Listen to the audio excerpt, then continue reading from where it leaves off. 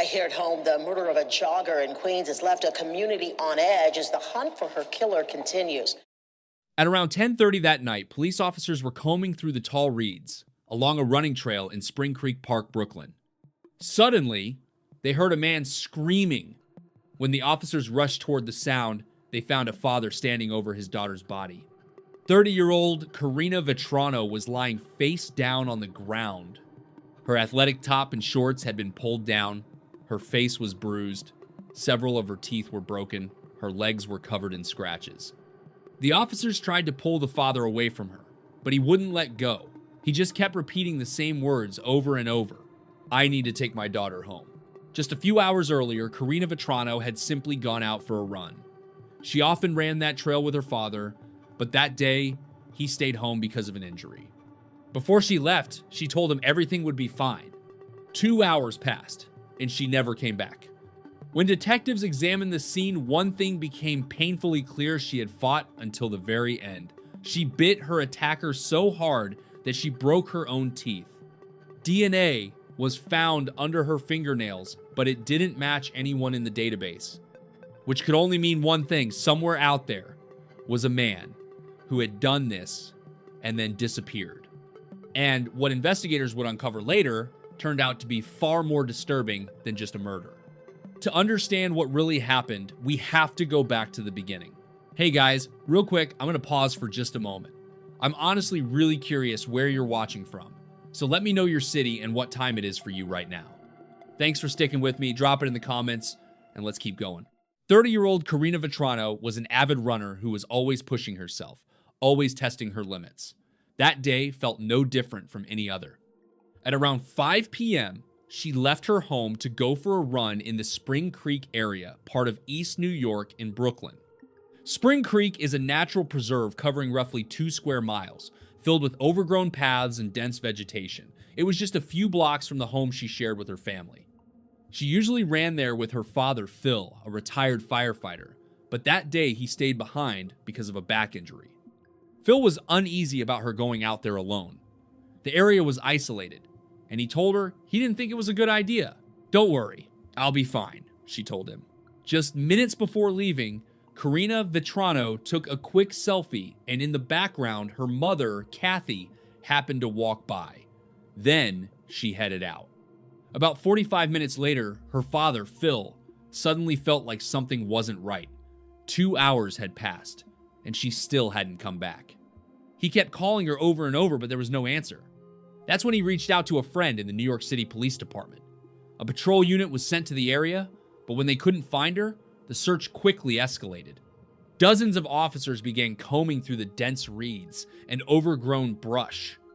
The search continued into the evening. As we were searching the trail and looking over the area, there was this strong sense of unease, said NYPD Detective Barry Brown. At one point, someone even said it out loud: "This doesn't feel right." Phil was also out there searching, using the location data from Karina Vetrano's phone. Investigators were led toward a marshy area not far from the trail. Locals had complained about the thick overgrowth for years. It was considered a dangerous spot. At around 10:30 that night, officers heard a scream and rushed toward it. It was Phil. He was standing over his daughter's body, lying face down on the ground. The officers had to physically pull him away. He wouldn't let go, repeating that he needed to take her home. Detectives, including Barry Brown and John Russo, documented multiple injuries: bruises, broken teeth, abrasions. Her clothing had been pulled down. There were clear signs of sexual assault. She had fought until the very end, biting her attacker so hard that she broke her own teeth. There was grass clenched in her hand, suggesting she had been dragged along the ground. As the lead detective later put it, it was obvious what had happened. She fought until the very end. The medical examiner's office conducted an autopsy and determined that her death was a homicide caused by strangulation. As her attacker choked her, he pressed his hand so hard against her neck that investigators were able to see the imprint of it. Phil later said he felt like he was the one who was meant to find her. "She led me to her. She needed her dad to be the one who found her. There's no doubt about that," he said. It's one of the most intense and difficult crime scene searches in recent years. The view from Chopper 2 shows the demanding scope of the task. We have a very active crime scene in a very remote area. So we're searching this as best we can in a very tough condition. The grass is very high. We're using machetes to search for additional evidence wherever we go. Thursday, dozens of detectives fanned across Howard Beach, interviewing landscapers and home improvement workers. They're just asking us what time we shut up and were you working Tuesday. They want this guy, whoever he is. I hope they get him. Tonight, teams of search crews continue to tackle the dense weeds 300 feet at a time. First, hacking away by hand with machetes. They don't want to damage any possible clues as they clear the area. We're clearing a very vast area in the back adjacent to the crime scene, and we're conducting a search for evidence. The mother and father are just visibly shaken. They want closure. They want justice. They want to be able to bury their daughter with dignity. We all jog and we all walk out here and enjoy, the serenity. And now I'm afraid to go out. At his latest briefing, the chief of detectives calling this case, quote, a severe community threat and taking the following steps. A 6-month review of all Parks police activity in the area, collecting information from the police department's sex offender monitoring unit, and continuing with their cell phone tower investigation. But so far, just the possibility that the killer may not have been someone Karina Vetrano knew, well, it certainly leaves residents on edge. My concerns is that, if it's somebody that lives in the area, that he might do it again. Her father described Karina Vetrano as a vibrant, strong young woman, the kind every parent dreams of. She may have been small in stature, but she had an incredibly strong spirit. She earned her master's degree from St. John's University and worked as a speech therapist in Manhattan, helping children with disabilities. Her friends called her a spark, someone full of energy, with a laugh that was impossible to ignore. On the side, she also worked as a club promoter in Astoria. Investigators looked into a man named Paul, who had reportedly been showing her unwanted attention, but he was quickly ruled out he was at work at the time of the murder. As the investigation moved forward, it increasingly pointed to something even more unsettling: a random attack by a stranger. We are still in the process of crime scene collecting evidence right now. We will be out there for several days. That is a remote area. We have crime scenes set up there, and we plan to chop down just about every weed in that location until we satisfied that we got all the evidence. Now, we have a lot of forensic evidence acquired so far, but we're not getting a lot of Crime Stopper tips. We have 3, and they're all pretty generic. So we have since raised the reward up for $10,000 for any information. That is a very strong community. I'll be out there as soon as I leave here. We've got nothing but support from everybody out there. We hope to have more information. Now, this is a remote area. Young lady was running, still daylight, so hoping somebody saw something going into the park. Thus far, we don't have a lot of leads on this right now, but we're still collecting evidence. The evidence that we've collected thus far is in the Office of Chief Medical Examiner. We're hoping to get it up on a DNA profile in the next couple of days. We have them, I tell you, we have them often in this city. No one is this subject of murder. They're usually late at night. If we have them on the street, rape 1, where stranger rapes are down in this city. Nonetheless, we still get them. This type of incident where you have a jogger in a park, in a recreational center, in daylight hours is extraordinarily unusual.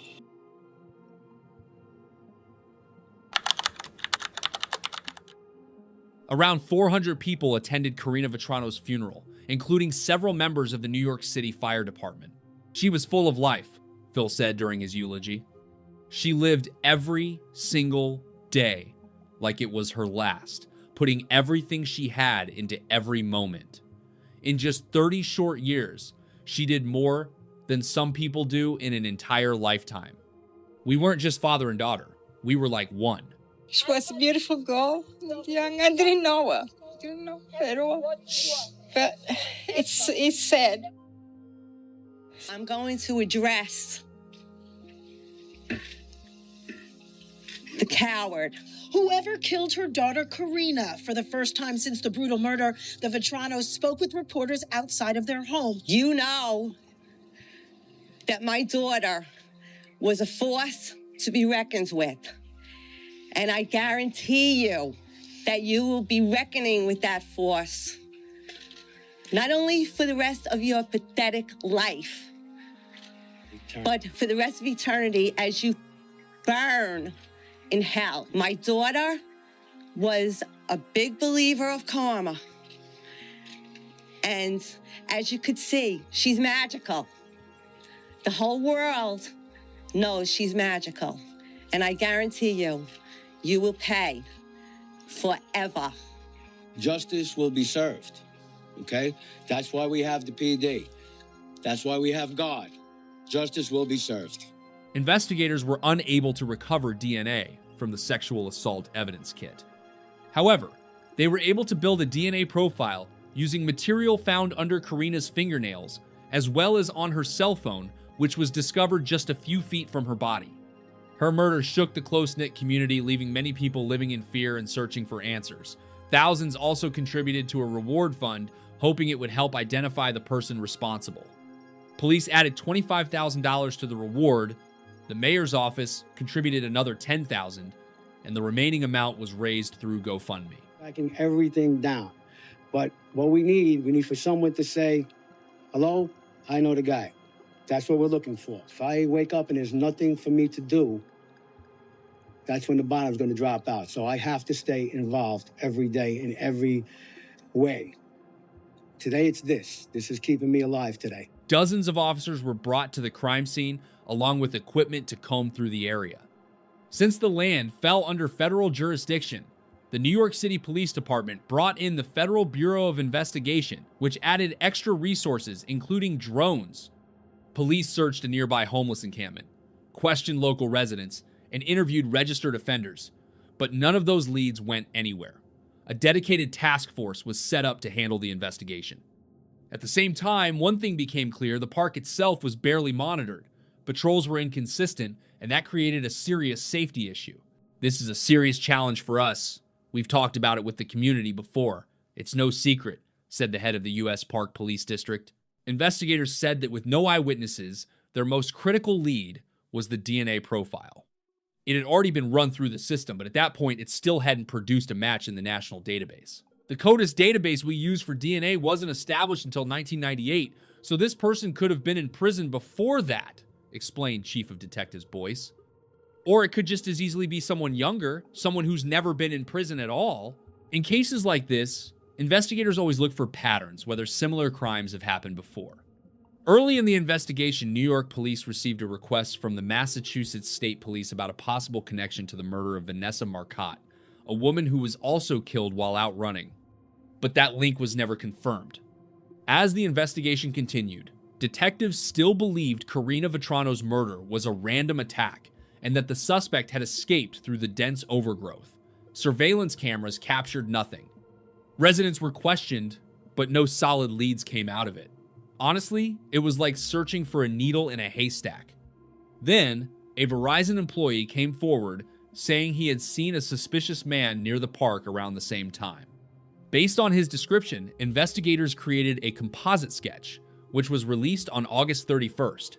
At a press conference, Chief Boyce says one particular thing stands out. And if you'll notice the dark wool hat, remember the day was August 2nd. It's a little unusual he's wearing a wool hat in the area there. And now a laser-sharp focus on this bike path where, unfortunately, there are no cameras. And finding this man, who police say is black, 5'10", between 35 and 45 years old, with a medium build. We have to speak to this person, so that's the only reason we're putting it out. After the composite sketch was released, a former New York City Police Department official reported that a Brooklyn resident resembled the suspect. Police went to his home, a man named Kevin. At first, he refused to open the door, but eventually, he came outside and even admitted there was some resemblance.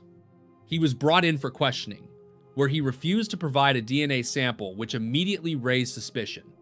Later, police were able to obtain his DNA from a discarded bottle, but the results came back no match. Once again, investigators were back at square one. Around that same time, Crime Watch Daily released surveillance footage showing Karina Vetrano just hours before her murder, the last known recording of her alive. Her family tried to retrace her route, and when the DNA still led nowhere, Phil suggested a new approach: familial searching, checking the database for relatives of a possible suspect. You could find the killer, he said. You might be able to establish a direct link. It would narrow the search down significantly. At the time, that type of testing was being used in 9 states, but not in New York. So, Phil started a petition hoping to change that. Familial DNA searching goes deeper, using special software to look for a similar, not exact match, indicating the suspect could be related to someone in the system. There's untold amount of cold cases that'll be solved by this. But the ACLU is pushing back, saying that such policy could lead to, quote, miscarriages of justice. Well, I think they're just ignorant of the facts that we are just targeting criminals. 6 months after she was found dead, police now have a person of interest in the case of murdered jogger Karina Vetrano. One person was taken into custody. The next day, he was officially arrested and he said, "Tell my mom I'm sorry. Can I speak to someone from the victim's family? I'm sorry for what I did." The events that led up to that moment began to unfold about a month earlier. After weeks, even months had passed, with no real breakthroughs in the investigation. In January 2017, Lieutenant John Russo, one of the officers who had been there the night Karina was found, took another look at the case. He also happened to live in Howard Beach. As he reviewed the files, something came back to him, an incident from May 2016, just a few months before Karina's murder, that he believed could be connected. Across the street, near a neighboring house, I saw someone walking away from me. They were wearing a long-sleeved tracksuit with the hood pulled up over their head, even though it was around 80 degrees outside. I remember thinking, that's strange. John Russo remembered a man who had been acting strangely around the houses, looking around, almost surveying the area, and then disappearing before police arrived. The very next day, neighbors reported similar behavior. Not long after, Russo saw him again and learned his name, Chanel Lewis. At the time, it didn't seem like much, just another odd encounter. But months later, something about it stuck with him, and his instincts told him to take a second look. When they checked into Lewis, they found no criminal record, but he had come to the attention of police before in the Spring Creek area. Russo passed the information up the chain, and investigators moved in quickly. During questioning, Lewis said he knew the area well and often walked there alone. He agreed to provide a DNA sample. What they uncovered next raised serious concerns even back in school. He had reportedly threatened classmates with a knife. "I want to stab all the girls." He reportedly said that on May 17th, 2011, when he was just 15 years old, sources also say that at one point he asked, "What would happen if I brought a knife to school?" Sources said that Chanel Lewis's behavior had raised serious concerns at school. He was detained twice and sent for psychiatric evaluation at Kings County Hospital Center after making threats toward classmates. There were also unconfirmed reports about a possible diagnosis, but nothing was ever officially verified. He was later transferred to a private school for students with behavioral issues. Classmates described him as a loner who was often bullied, he had very few friends, and people would mock and isolate him. At the same time, others said they didn't see him as aggressive. He mostly kept to himself, usually with his hood pulled up. According to school officials, there were no further formal complaints about threats during the rest of his time there. During his time at the school, there were no disciplinary records on file, and there were no further reports of threatening statements toward other students, the principal said in a statement. Chanel's father defended his son, but at the same time, he pointed investigators to one critical detail. He told detectives that his son couldn't have committed the crime, because the day after the murder, he had taken him to the hospital. Chanel had been treated there for an injury to his hand. He claimed he got it during a fight.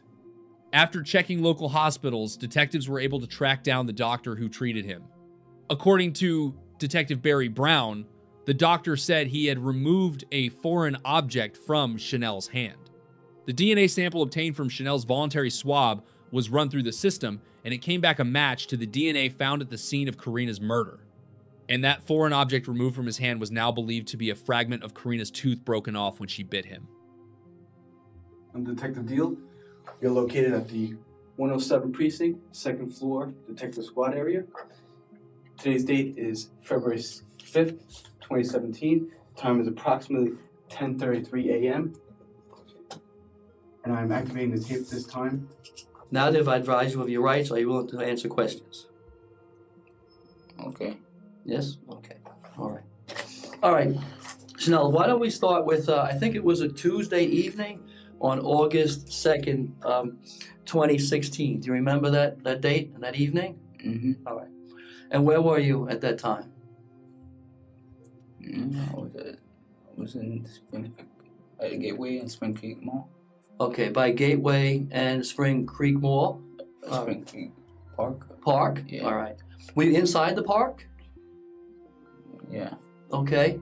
And was anyone with you, or were you by yourself? By myself. All right. About what time did you get to the park? About 5 o'clock. And were you on a trail or you in the grass? On the trail. Okay. Now, while you were in the park, did something happen? Yes. What happened while you were in the park? Park.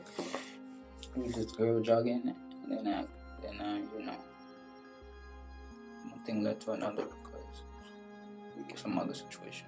All right. Well, the girl that was jogging, was she by herself or with anybody else? By herself. And when you first saw her, where were you? Were you in the grass or were you on the trail? On the trail. All right. And were you moving or were you standing still? Like I was moving, listening to music. You were walking or jogging? Walking. Walking? And you were walking towards her? I was walking towards and then got side to side and then one thing led to another. You said as she got next to you, when she got next to you as she was running and you were walking, what happened then?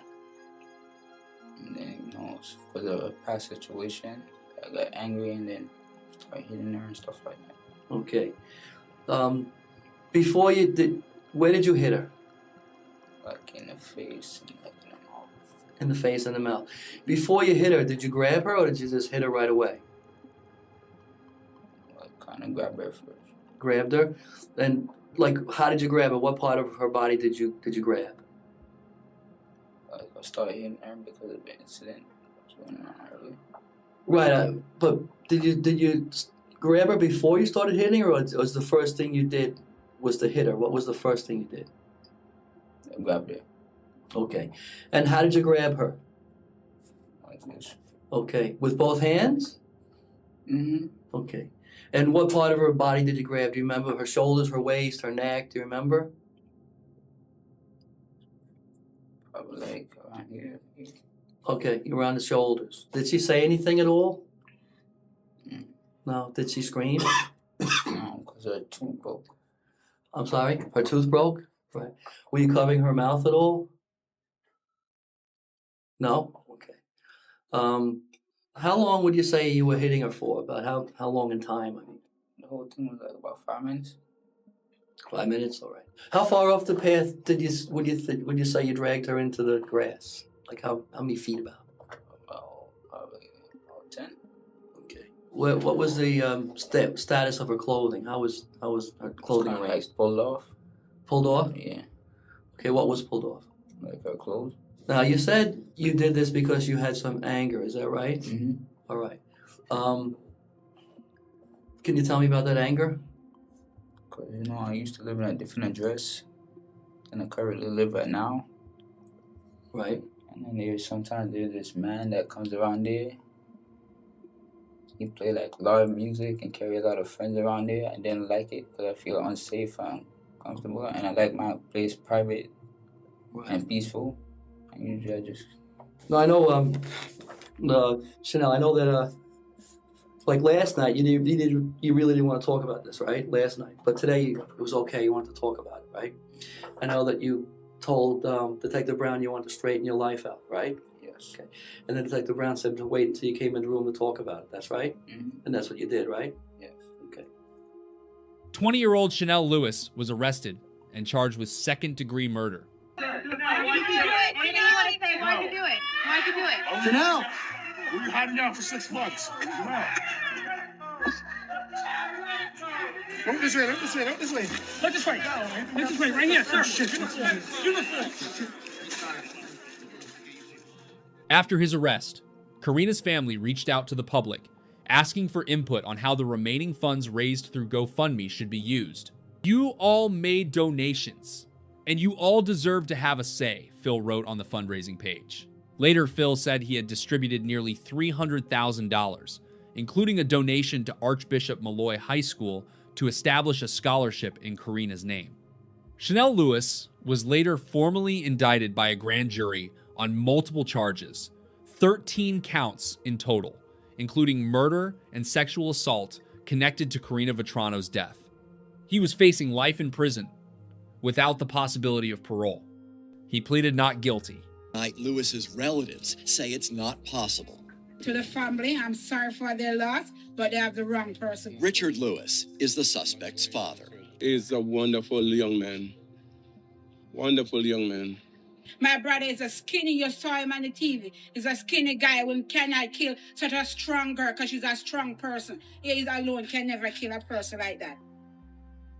Today, I would like to thank all those who have reached out and give their support for me and my family. I love my son. I support my son.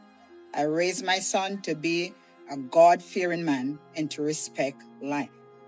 My son is friendly, God-fearing, and would not hurt anybody. My son has a mental health problem and needs help.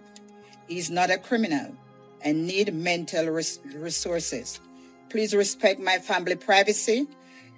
Please respect my family privacy in this matter and allow my son to get help in due process.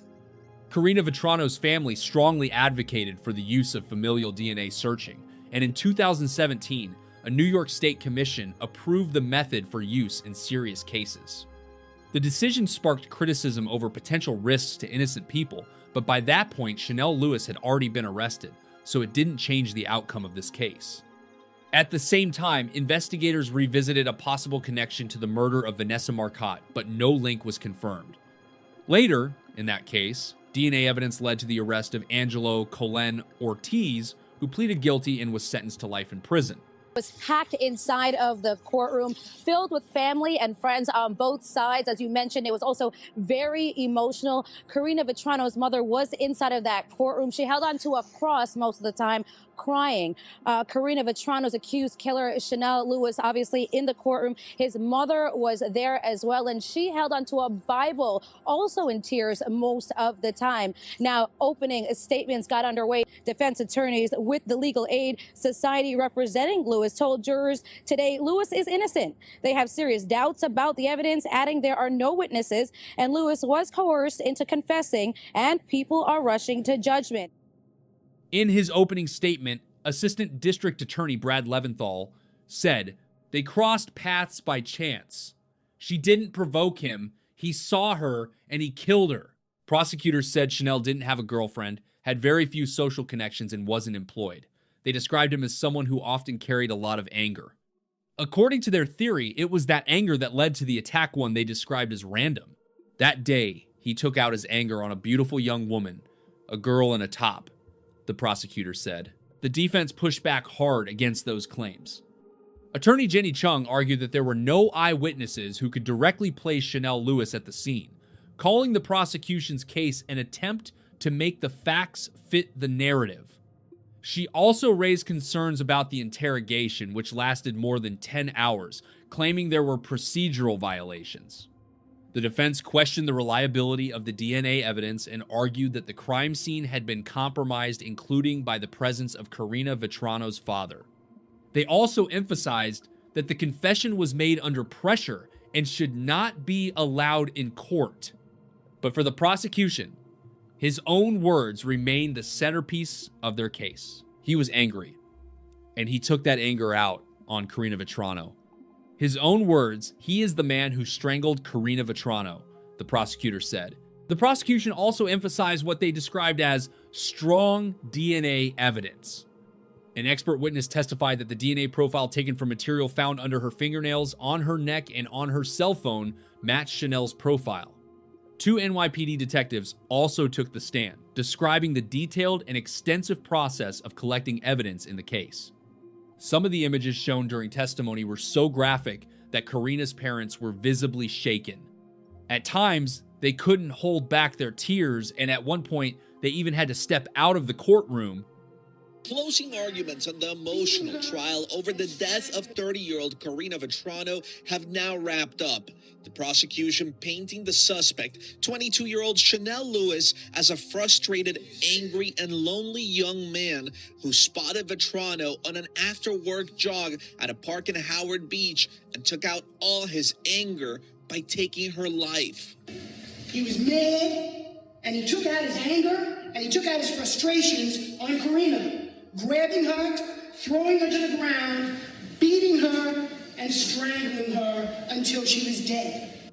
But the defense argued that it was the police department that was frustrated with their 6-month-long investigation that had yet to find a suspect, that Lewis was singled out, and that detectives worked endlessly to fit evidence they had to build a case against him. They never allowed the evidence to develop a theory. Rather, they just wanted the evidence to fit their theory.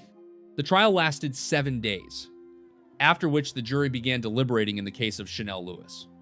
They reviewed the recorded confession, listened again to testimony from DNA experts, and even requested to see autopsy photos of Karina Vetrano.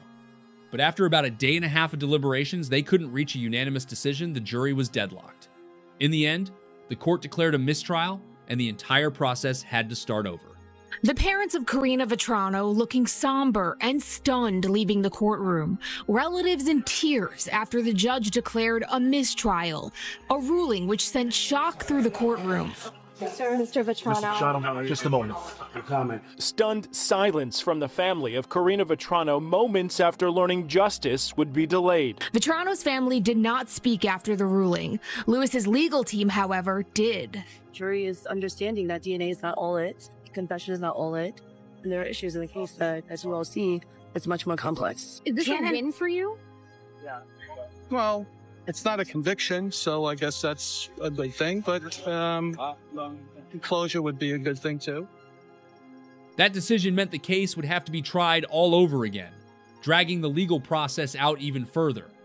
For Karina's family and loved ones, it meant continuing a painful ordeal, reliving the details of the tragedy, and going through another trial in their search for justice. The prosecution didn't want to take any chances the second time around, so they prepared new evidence, including a detailed record of Chanel's internet search history leading up to his arrest. Among those searches were queries about indictments, plea deals, criminal charges, and news coverage of Karina's murder.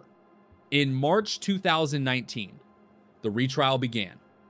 Karina Vetrano's father returned to the stand today in the retrial of the man accused of strangling her back in 2016. At one point, Vetrano's father dropped to his knees in front of the jurors as he emotionally described finding his daughter's stiff, cold body in a nearby trail. The defense once again insisted that Chanel Lewis was innocent, arguing that his confession had been obtained under pressure.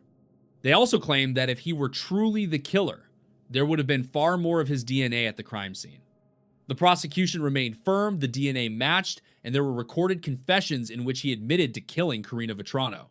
Just one day before jury deliberations, the defense received an anonymous letter, allegedly from a New York City Police Department officer. The letter raised concerns about the early stages of the investigation, including claims of possible bias. According to journalist Sunny Hostin, if that information were true, it could potentially serve as grounds for an appeal. We received troubling and credible information suggesting that police withheld critically important details about other potential suspects, and that this information was never turned over to the defense. The defense also revealed that police had approached Lewis for a DNA sample as part of a large-scale screening effort, one they argued was racially biased. According to them, during that operation, DNA samples were collected from more than 360 African-American men in Howard Beach and nearby areas of Brooklyn and Queens. In light of this new information, we plan to file a motion on Monday requesting a hearing on the prosecution's failure to disclose exculpatory evidence, as well as a separate hearing on unconstitutional racial profiling during this investigation, the defense attorney said.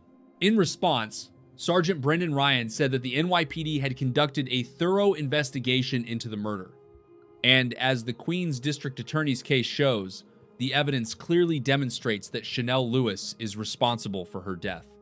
He also noted that multiple hearings and 2 criminal trials spanning more than 2 years had already examined the issues raised in the anonymous letter. According to him, the letter contained numerous false claims and inaccuracies. Assistant District Attorney Leventhal also stated, "This anonymous letter contains no verifiable information. Its author is trying to derail the trial." This morning, the judge denied a request from the defense asking for a hearing on this. After that, the case was handed over to the jury for deliberations. The weight of that moment was impossible to ignore. The first trial had already ended in a deadlock, with the court declaring a mistrial. This time, neither side felt overly confident or complacent. There was too much at stake, not just for the prosecution and the defense, but for Karina's family, who had already endured years of uncertainty. On April 1st, 2019, the verdict was finally announced. Inside the courtroom, you could feel it. Everyone was holding their breath. We, the jury, find the defendant guilty.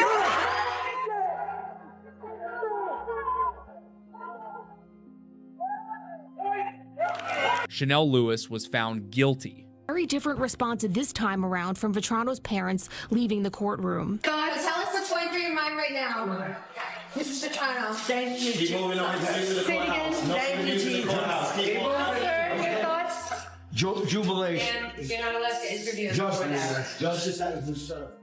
I'm thanking those jurors for listening to the overwhelming evidence. All the anger, all the years of pain, but mostly the anger was lifted and gone. Lewis lifted his handcuffed hands in a farewell wave to his family and supporters as he was led off to jail. Some of those supporters today say they followed the case very closely, and a family spokesperson says they question the verdict. How does a young man walk into Howard Beach, murder a young lady that was physically fit, and walk out of Howard Beach without being seen on any camera from the Gateway Mall, any camera in Howard Beach at all? After hearing testimony from Karina Vetrano's parents, Queens District Attorney Richard A. Brown said that the comments made by one of the jurors were simply an emotional reaction, not evidence of bias. Formally, jurors are required to base their decision only on the evidence presented in court. But according to statements from both sides, some jurors began bringing in information that hadn't been introduced during the trial. At one point, one juror even tried to explain the absence of the defendant's DNA in certain samples using her own assumptions. "I know this better than you. You're just a man. I was raped." In the motion, it was argued that the juror had improperly supplemented the evidence presented in court with her own personal experience. Because of that, other jurors may have felt they couldn't challenge her statements and were forced to accept them as fact. That kind of conduct was described as juror misconduct, since she effectively became an unsworn expert in favor of the prosecution. In other words, the jury may have gone beyond the evidence that was officially presented in court. Attorneys from the Legal Aid Society, Robert Moeller, Julia L. Burke, and Jenny Chung, who represented Chanel Lewis, brought these arguments before the court. However, Juror D denied ever telling the others that she had been a victim of rape.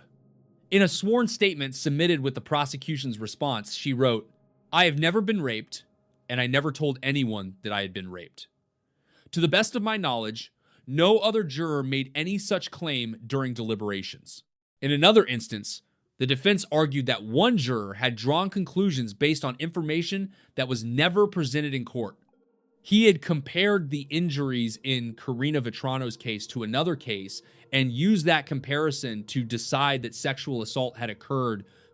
The defense insisted this was unacceptable, emphasizing that jurors are not allowed to rely on outside information.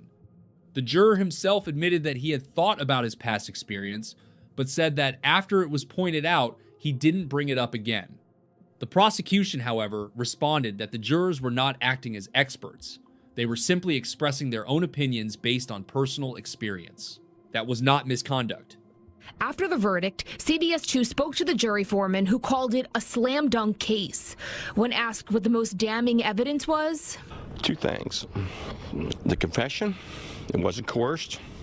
DNA was like so overwhelming. He said the jury was unanimous on the murder charges, but there were at least 2 holdouts on the sex abuse charges. However, in a separate interview after the verdict, one juror who agreed to speak anonymously with reporters said he felt pressured by other jurors to vote for a guilty verdict. In the end, the judge rejected the claims of juror misconduct. After that, the case could finally move forward to sentencing. April 23rd, 2019. With respect to murder in the first degree, the sentence of this court is that you spend the rest of your natural life in jail without any possibility of parole. It's the moment the family of Karina Vetrano has been waiting more than 2.5 years for, giving passionate testimonies in the courtroom ahead of sentencing for Chanel Lewis, the man who will now serve life in prison for her death. There were no more Merry Christmases, no more Happy New Years, no more happy birthdays. There is no more pleasure in life, no more smiles, no more happiness.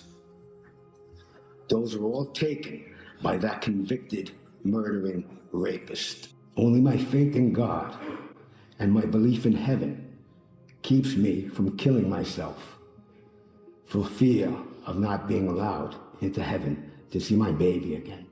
Describing his family walking the earth as zombies just waiting to see Karina, Phil Vetrano told 22-year-old Chanel Lewis his daughter had a message for him.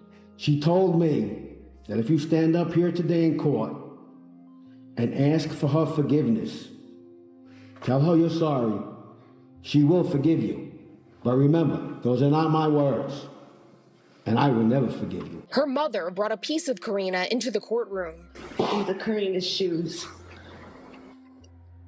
These are the shoes that she put on the morning of August 2nd as she prepared to work and wore throughout the workday.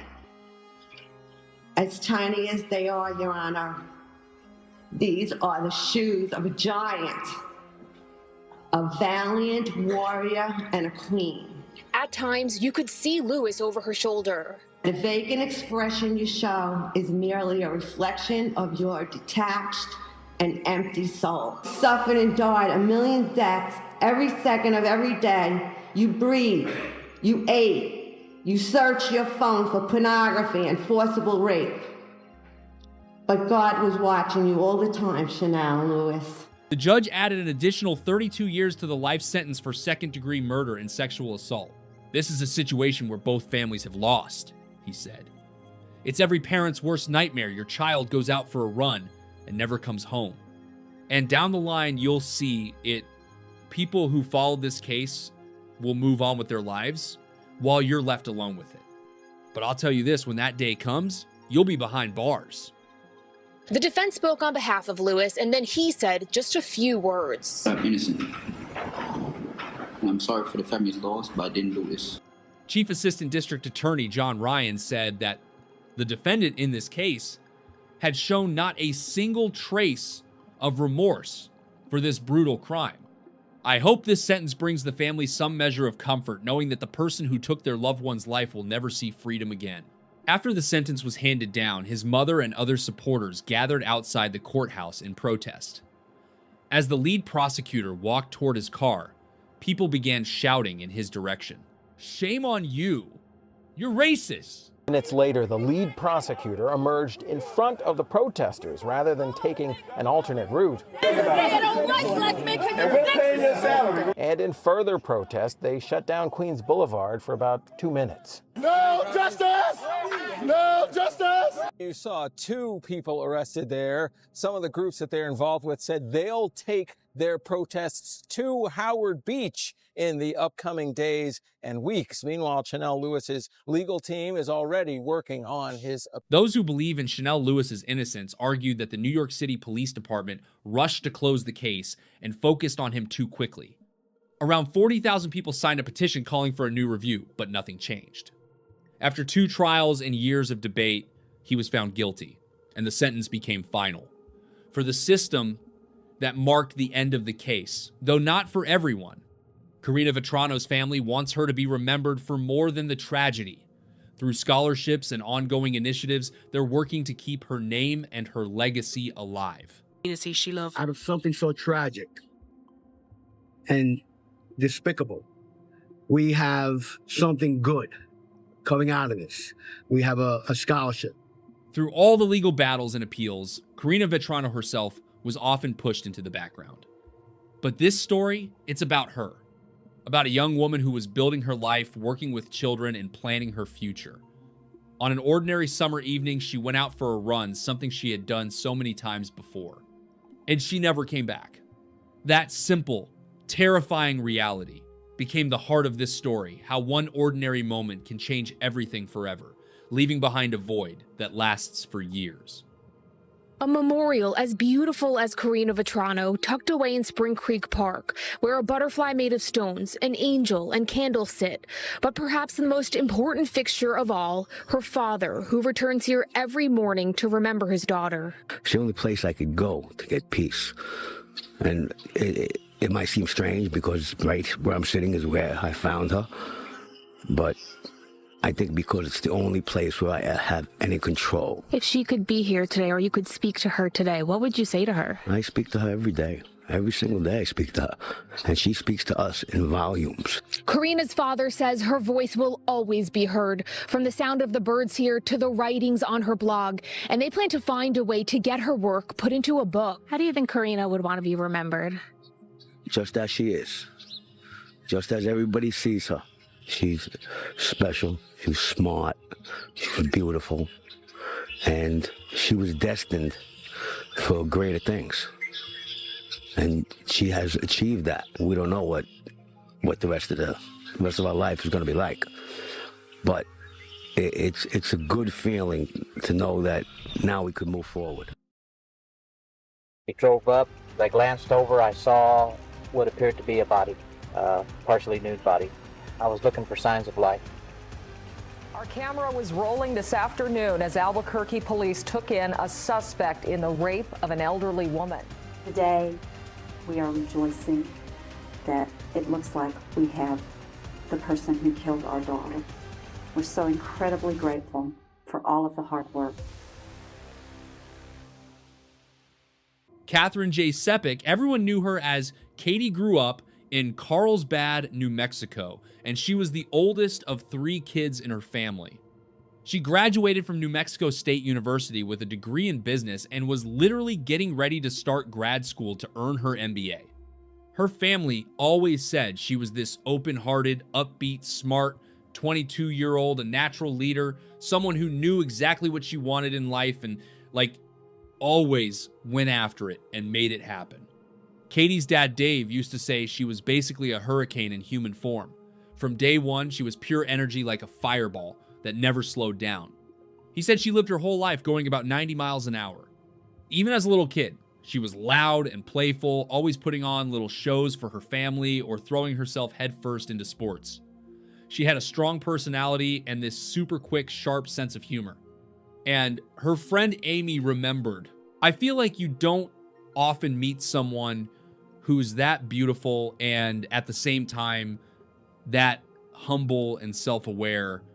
She could laugh at herself, joke about herself, even be the butt of the joke and do it with so much grace that everyone around her would just burst out laughing. Katie's younger sister, Caroline, always remembered her as someone who saw everything as an adventure. She was super sweet and outgoing, but at the same time, kind of bossy in a fun way. She loved planning things and making sure every adventure went exactly how she imagined it. She would just say, "This is what we're doing. Let's go." Back in 2003, Katie was in school, part of a sorority, working as a waitress, and she had been dating her boyfriend Joe for about 8 months.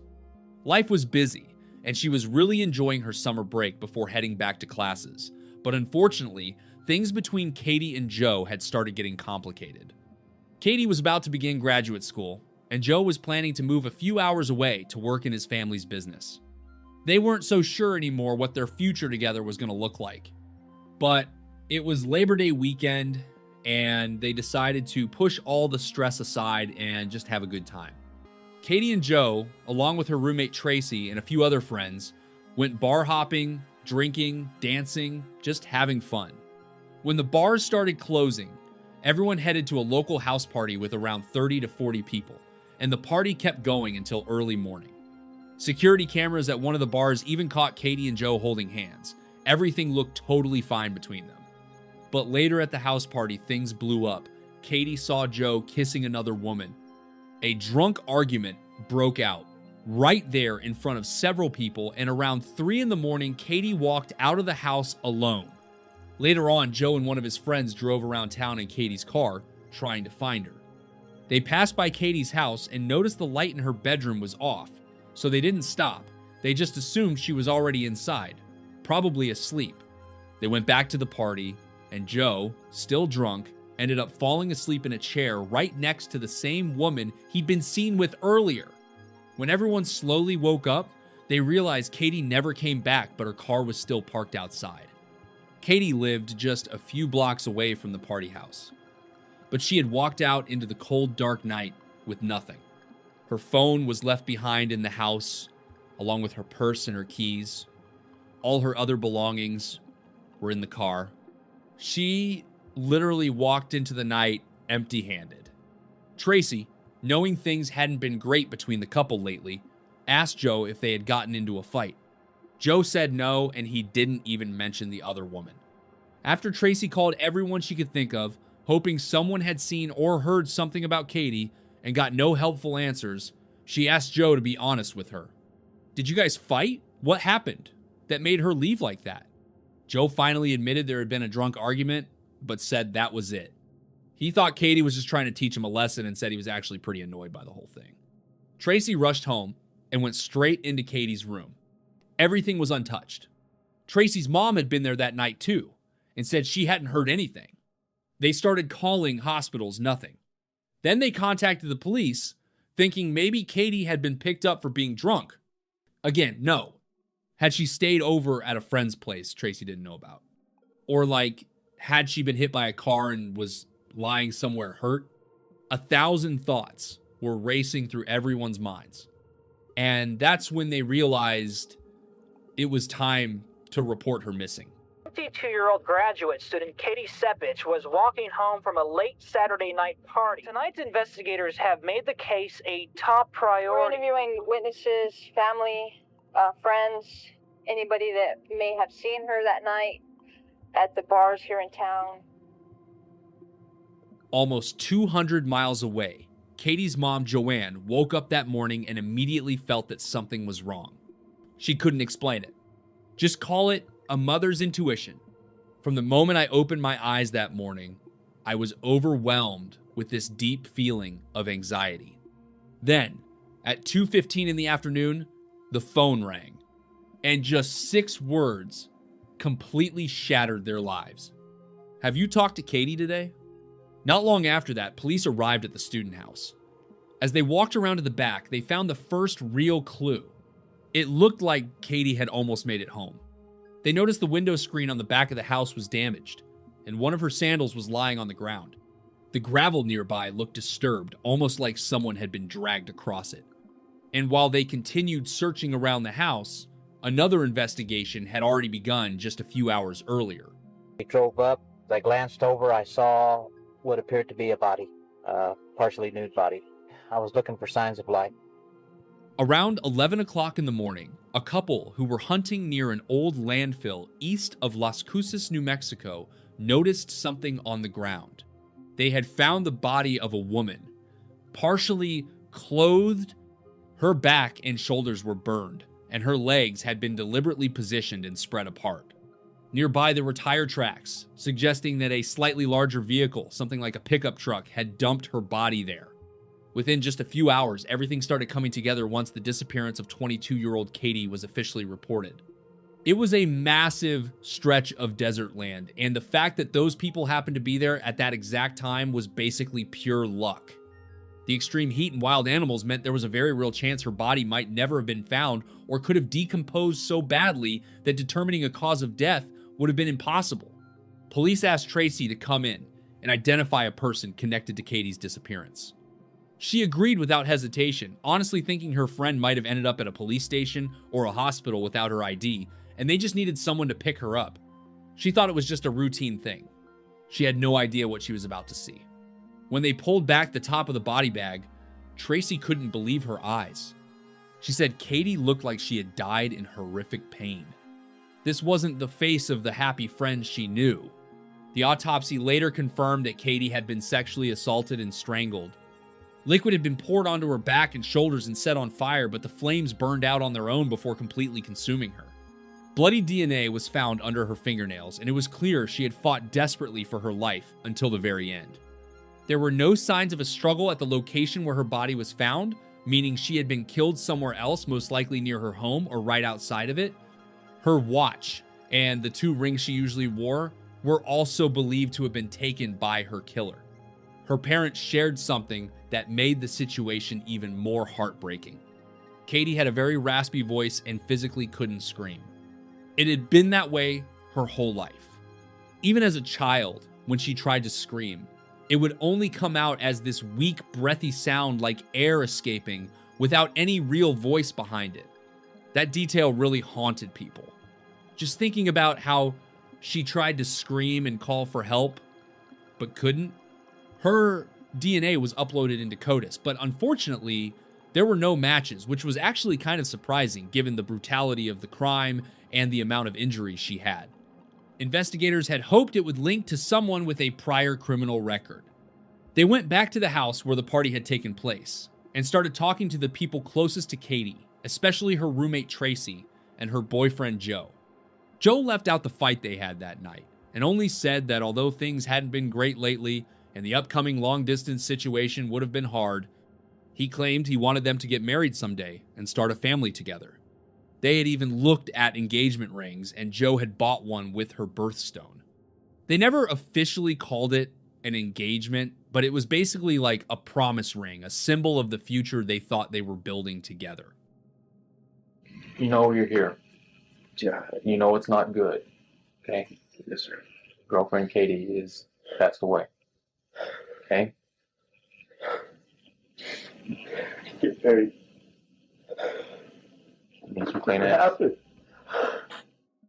What really raised red flags, though, was that Joe not only admitted they had argued earlier that morning and that while drunk at the party, he had kissed another woman, but he also turned out to be the only person out of nearly 40 people at that party who refused to give a DNA sample. That single decision instantly made investigators take a much closer look at him. I was hoping you could tell me a little bit more about what happened. Just last night, she got mad at me. Came home from the bar. She got mad at me because I was kind of pulling her off, my roommate's sister. She walked in and then she left, and that's the last time I saw her. I drove by her house. Her light wasn't on, so I didn't stop. I was really drunk. I really didn't care. I kind of like that. I think I don't care about a relationship very much. I'm not really faithful as I should be. He completely denied having anything to do with what happened to Katie. Yeah, they had argued. Yeah, everything had gone wrong that night. But him being the killer? No way. Did you kill? No, sir. How did it happen?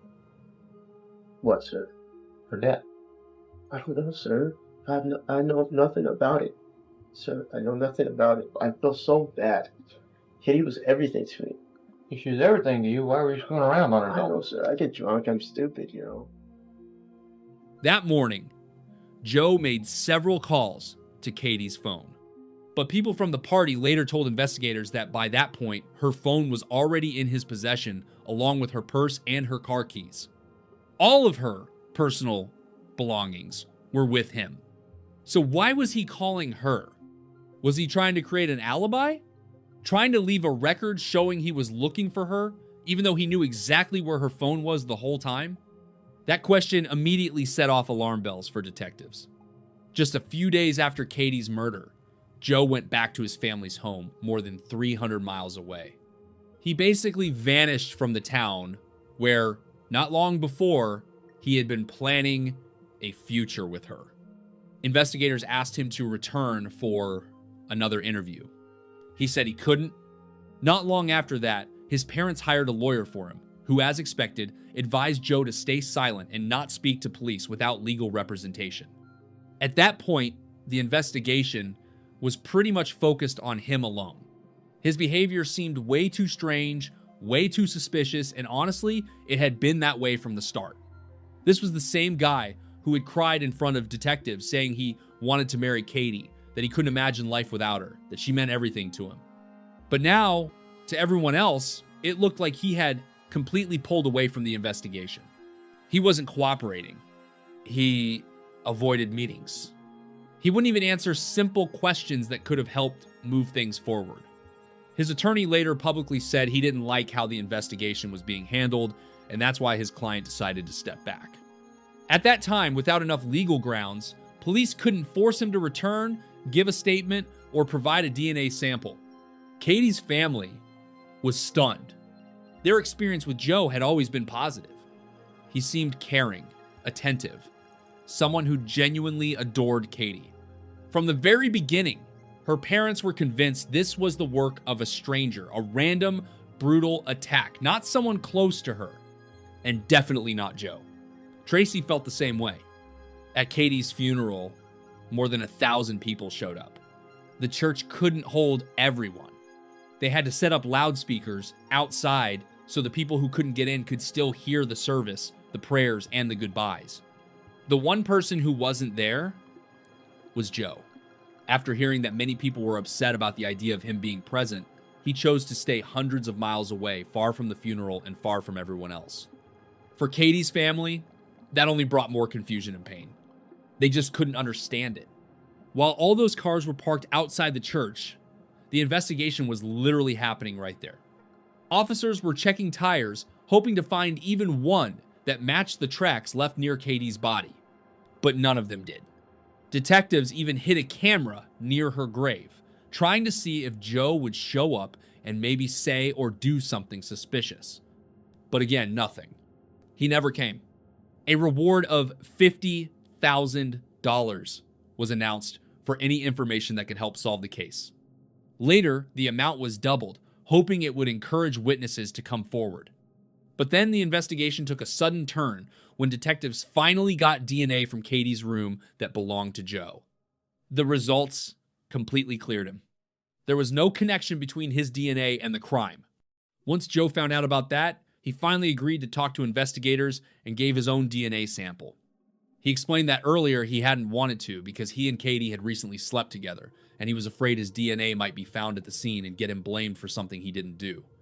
In the end, after all of that, Joe was no longer a suspect.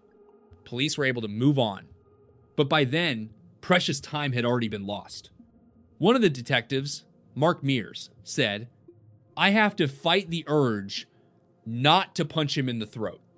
The fact that Joe could have just done what the family needed him to do and didn't, all the changing stories, the lack of cooperation there was just no reason for any of it. Dave agreed, saying so much time had been wasted focusing on Joe when it could have all been avoided. Then investigators came across what they believed was a new breakthrough, and it led them about 1,500 miles away. 11 days before Katie was murdered, a 25-year-old woman was attacked by two men in Green Bay, Wisconsin. After arguing with her boyfriend, she walked out of a bar and into the night trying to cool off. That's when two men forced her into the back of a truck and drove her to a remote farm. There, she was brutally raped, nearly strangled, doused with some kind of liquid, and set on fire, left to die in the darkness and silence. Somehow, she survived. Burned and badly injured, she crawled to the nearest house, where the homeowner saw her and immediately called 911. The story shocked investigators, and it sounded terrifyingly familiar. Know what the vehicle was that these people were in? Oh, now I can smell the burn on her. You can smell the burn? Yeah, her flesh. Now we can see you were lit on fire. Yeah. Was there one or two people? Do you know, what did they look like? Were they tall? Short? Incredibly, she survived that absolute nightmare and was able to pull together enough details about her attackers. Despite the pain, the shock, and all the injuries, she remembered their faces, their features, the way they moved everything that could possibly help investigators. Based on her description, police created composite sketches, which quickly became the only real hope of finding the men responsible. The cases were so similar in the brutality, the method of attack, and the circumstances that even though they were thousands of miles apart, one terrifying question came up. Could it be the same people? Could this be a pattern? Maybe the same pair of attackers committing multiple crimes? Local police didn't have much to go on. No obvious suspects. No direct evidence. So detectives had to chase down everything, every possible lead, every coincidence, every anonymous tip. Once the sketches were released to the public, a breakthrough came out of nowhere. A manager at a dairy farm took one look at the images and immediately recognized the men. They were two of his workers, 27-year-old Gregorio Morales and 23-year-old Juanito. After the attack, both men had quickly left town, almost like they were running from something. But not long after, Gregorio had returned and gone right back to work at the farm, acting like nothing had happened. The farm manager worked with police to come up with a plan to quietly collect his DNA. He handed Gregorio a drink in a bottle, and once Gregorio finished it and left it behind, the manager immediately turned it over to investigators. That simple bottle ended up being the key to the truth. A few months later, the results came back. Gregorio's DNA was a perfect match to the victim from Green Bay. He was convicted on 2 counts of sexual assault, kidnapping, and first-degree reckless injury. The court sentenced him to 50 years in prison. Juanito, who investigators believe was the one who poured the liquid on the woman before she was set on fire, was also arrested. He took a plea deal and was sentenced to 70 years behind bars. It felt like another horrific crime had finally been solved. But despite how eerily similar the attacks were, neither Gregorio's DNA nor Juanito's DNA matched the DNA in Katie's case. For detectives, it was a crushing blow. They said it didn't even feel like going back to square one. It felt like starting from zero. Everyone was overwhelmed with frustration and helplessness, knowing that Katie's murder was still unsolved. Time kept moving slow and unforgiving. More than 2 years had passed since Katie was found, and there were still no answers. And that's when investigators realized that to move forward, they might have to look backward, back to things that had once seemed minor or unrelated. About 9 weeks after Katie's murder, a man with a knife broke into the apartment of 2 New Mexico State students. Anella and Leslie managed to barricade themselves inside the bathroom and, in pure panic, made a terrifying call to 911, begging for help while the attacker stood right outside the door. That moment suddenly caught detectives' attention again, and it opened up an entirely new direction in the case. 911 with the city. What's your emergency? I'm phoning someone trying to break into our house. What's your name? I'm not lost. Oh.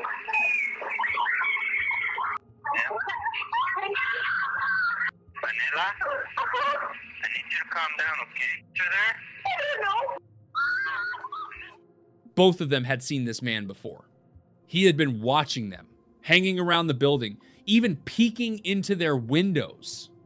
But now, he was inside their apartment, and honestly, if police hadn't arrived when they did, there's no telling how it would have ended. Thankfully, officers made it in time and arrested a 23-year-old man named Gabriel Ayla. A judge later released him on bond, saying it was so he could get his affairs in order. A decision that, to this day, still shocks investigators. Facing up to 9 years in prison for that crime, Gabriel fled to Mexico, where he stayed in hiding until 2005. Eventually, he was caught trying to re-enter the United States, and a year later he was convicted of aggravated robbery with intent to commit a serious assault. He was sentenced to 9 years behind bars. While in prison, Gabriel was required to give a DNA sample, and detectives could hardly believe it when, after all that time, it came back as a match to the crime scene in Katie's case. Gabriel's name had never come up before with law enforcement in Las Cruces. No one in Katie's circle had ever heard of him either. His ex-wife, who had filed for divorce after his robbery conviction, had a ring that was found in his truck. She had no idea it was Katie's ring. Police asked her about the truck he was believed to be driving back then. She said Gabriel had sold it, but she could get in touch with the new owners. Even though the tires had already been replaced, the original ones were located, and they turned out to be another match to the evidence from Katie's case. Before the case even went to trial, Gabriel confessed. He said that morning he had almost hit Katie with his truck while pulling away from his dealer's place after buying cocaine. He stopped and offered her a ride home, but she turned him down. She told him she only had a few blocks left to walk. He said she looked pretty drunk, but she told him she was fine. Gabriel drove off, but a few minutes later, he passed by again and saw her standing near a house trying to climb in through a window. He asked her once more if she was okay. And she said, "I just can't get into my house. I don't have my purse." According to Gabriel, something in him just snapped right then. He suddenly attacked her, raped her, then strangled her to death and placed her in his truck. He drove away with her body and dumped it, trying to burn any evidence afterward. Detective Mark Mears later said the odds of Gabriel even seeing Katie that night were incredibly small. If she had walked out 30 seconds earlier, or even a minute earlier or later, he never would have crossed paths with her. He said, Today, we are rejoicing that it looks like we have the person who killed our daughter. We're so incredibly grateful for all of the hard work. The day after Christmas, Gabriel Ayla was officially charged with murder and kidnapping. The date was both symbolic and painfully cruel. It was the day Katie would have turned 26 years old. While her family was trying to get through the holiday without her, the justice system finally took its first real step toward holding her killer accountable. The district attorney, Susana Martinez, made one thing clear right away. She wasn't dropping a single charge. No deals. No compromises. She said the case was strong, the evidence was solid, and the truth was going to come out in court. Susana also said she had absolutely no doubt they would win the case. And Gabriel, along with his attorneys, knew it too. They understood there was basically no chance of escaping responsibility. That's why, in May of 2007, Gabriel Ayla pleaded guilty to every charge: first-degree murder, rape, kidnapping, and tampering with evidence. He stopped trying to deny what everyone already knew. In the courtroom, he asked for permission to speak directly to the Sepik family. The judge allowed it. He said he was sorry for what he'd done. He said he didn't know why he did it. His voice was quiet, almost unsure, like he couldn't even explain his own actions. Dave later said he truly saw and heard real remorse in him. In some strange way, that meant something. But at the same time, it changed nothing. It couldn't bring Katie back. And it couldn't erase what happened. Joanne said she forgave him. Not because the pain was gone, but because she wanted him to find salvation and live with the weight of what he had done.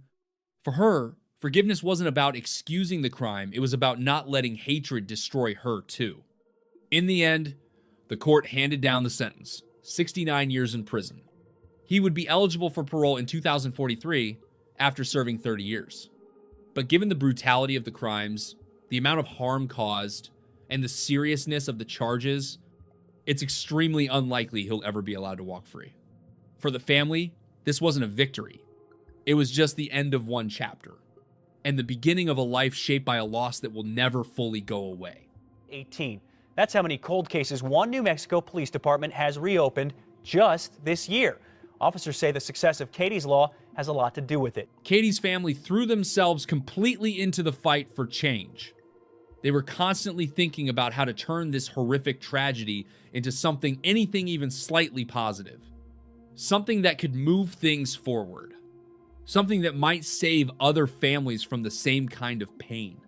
They didn't want their daughter's death to become just another statistic. They wanted it to mean something. They wanted action. When Katie was found, at that time in New Mexico and in almost every other state in the country, it was illegal to collect DNA from someone at the moment of arrest. Even if a person was suspected of a serious or violent crime, law enforcement wasn't allowed to take a sample. DNA only went into the database after someone had already been convicted and sent to prison. Until then, dangerous criminals could stay off the system for years sometimes, continuing to attack again and again. Diane said, "I started doing research. I really dove into it. I learned that almost every state collected DNA after a felony conviction, but at that time, only 5 states had laws that allowed DNA to be taken right at the time of arrest for a serious crime. I kept digging deeper, reading court cases, going through reports, and finding examples of lives that could have been saved if DNA had been collected earlier." She spent nights buried in documents, articles, and stories from other victims, slowly realizing just how big the problem really was. Pretty soon I understood it wasn't just about collecting DNA to solve my daughter's murder. That mattered, of course, but it wasn't enough. I was determined to push for this because this one simple step could literally save thousands of lives in the future, she said. One story that hit her especially hard was about a man named Chester Dwayne Turner.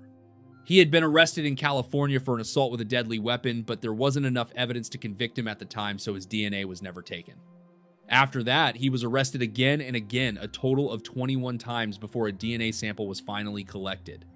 And only then did the horrifying truth come out.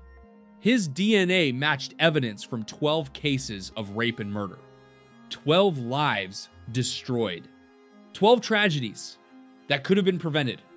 For Diane, that was the final proof that the system had a massive failure. Something had to change. And for Katie's family, it was no longer just a hope. It became their mission. You might remember the name Katie Sepich. Her name is back in the headlines.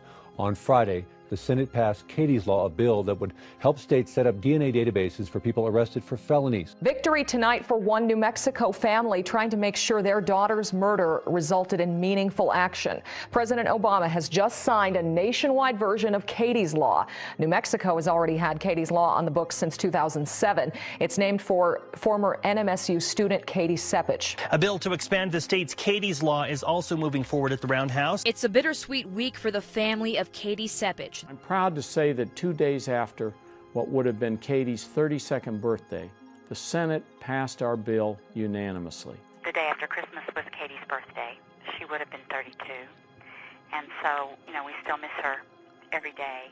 Katie's Law officially went into effect in New Mexico in 2006. And honestly, it became a real turning point, not just for this case, but for the entire justice system in the state. The law was born out of tragedy, out of pain that could no longer be ignored. It requires anyone arrested for a violent crime to provide a DNA sample. From that moment on, law enforcement finally had a tool that allowed them to identify dangerous offenders faster and connect them to other crimes. When Gabriel attacked Anella and Leslie less than 3 months after Katie's murder, if Katie's Law had already been in place, he would have been forced to give his DNA during that earlier arrest. That could have given investigators a huge advantage and possibly stopped him much sooner. Joanne knew the law wouldn't have saved her daughter. She wasn't living in denial about the past. But it would have meant that a dangerous man could have been taken off the streets far earlier before he hurt anyone else again. As of now, 31 states have passed Katie's Law or used similar DNA collection programs. And in 2011, the law was expanded even further, now covering all felony arrests, not just violent ones. It was a major step toward better safety and a more effective justice system. Joanne also founded an organization called DNA Saves, a nonprofit focused on educating lawmakers and the public about the real power of DNA testing. She wanted her family's tragedy to become a force for change, something that could protect others from going through the same heartbreak. Her family, who has been campaigning and fighting for reform for nearly 2 decades now, says they'll probably never know the names of the people Katie's Law has helped. They'll never see the faces of those who were protected or those who were saved from being wrongly accused. But they know those people are out there, and that thought alone, knowing lives have gone in a different direction because of this law, is what keeps them going. They truly believe Katie's Law will help solve thousands of cold cases, prevent the loss of more innocent lives, and at the same time, protect innocent people from being convicted of crimes they never committed. Our camera was rolling this afternoon as Albuquerque police took in a suspect in the rape of an elderly woman. 27-year-old Francisco Perez is accused of attacking the 76-year-old victim at Alamosa Elementary School.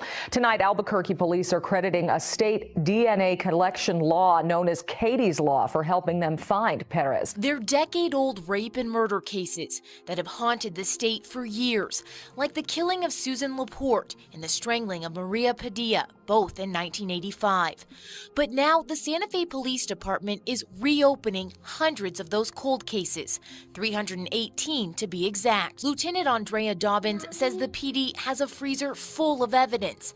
In July, police sent thousands of pieces of hair, blood, and clothing samples to the state crime lab to try and finally crack some of those cases. Just recently, they sent even more DNA samples. Dobbins says the big push to solve the cold cases is the success of Katie's Law. Katie's younger brother, AJ, said that ever since he was little, he always looked up to his big sister. To him, she wasn't just a sibling, she was kind of everything at once. She was like a mom, a sister, and a protector all rolled into one. She was the person who supported him, taught him things, and stood by him during the hardest moments. With warmth and this soft smile through the pain he remembered trying to be her backup singer during family performances. He'd stand next to her, trying to sing along and keep up with the rhythm. And yeah, she didn't always want to share the spotlight. Sometimes she'd roll her eyes and jokingly shoo him away. But when it came to having his back in real life, she never hesitated for even a second. No one messed with him. She was fiercely protective, the kind of person who would put herself between him and any threat, no matter what. It's like a punch straight to the soul, AJ said. You don't know how to move forward. You can't see anything beyond the next minute, the next breath. He admitted the pain was so intense it felt like the world had stopped and would never be the same again. Katie wasn't always easy, but she was an incredible presence to have in my life. She could be strict, stubborn, sometimes even hard to deal with, but she was always on my side. She was my protector and my best friend, he said quietly. Caroline, who was only 9 years old when she lost her sister, said, "My visual memories of life right after my sister's death are really clear, but they feel completely drained of color.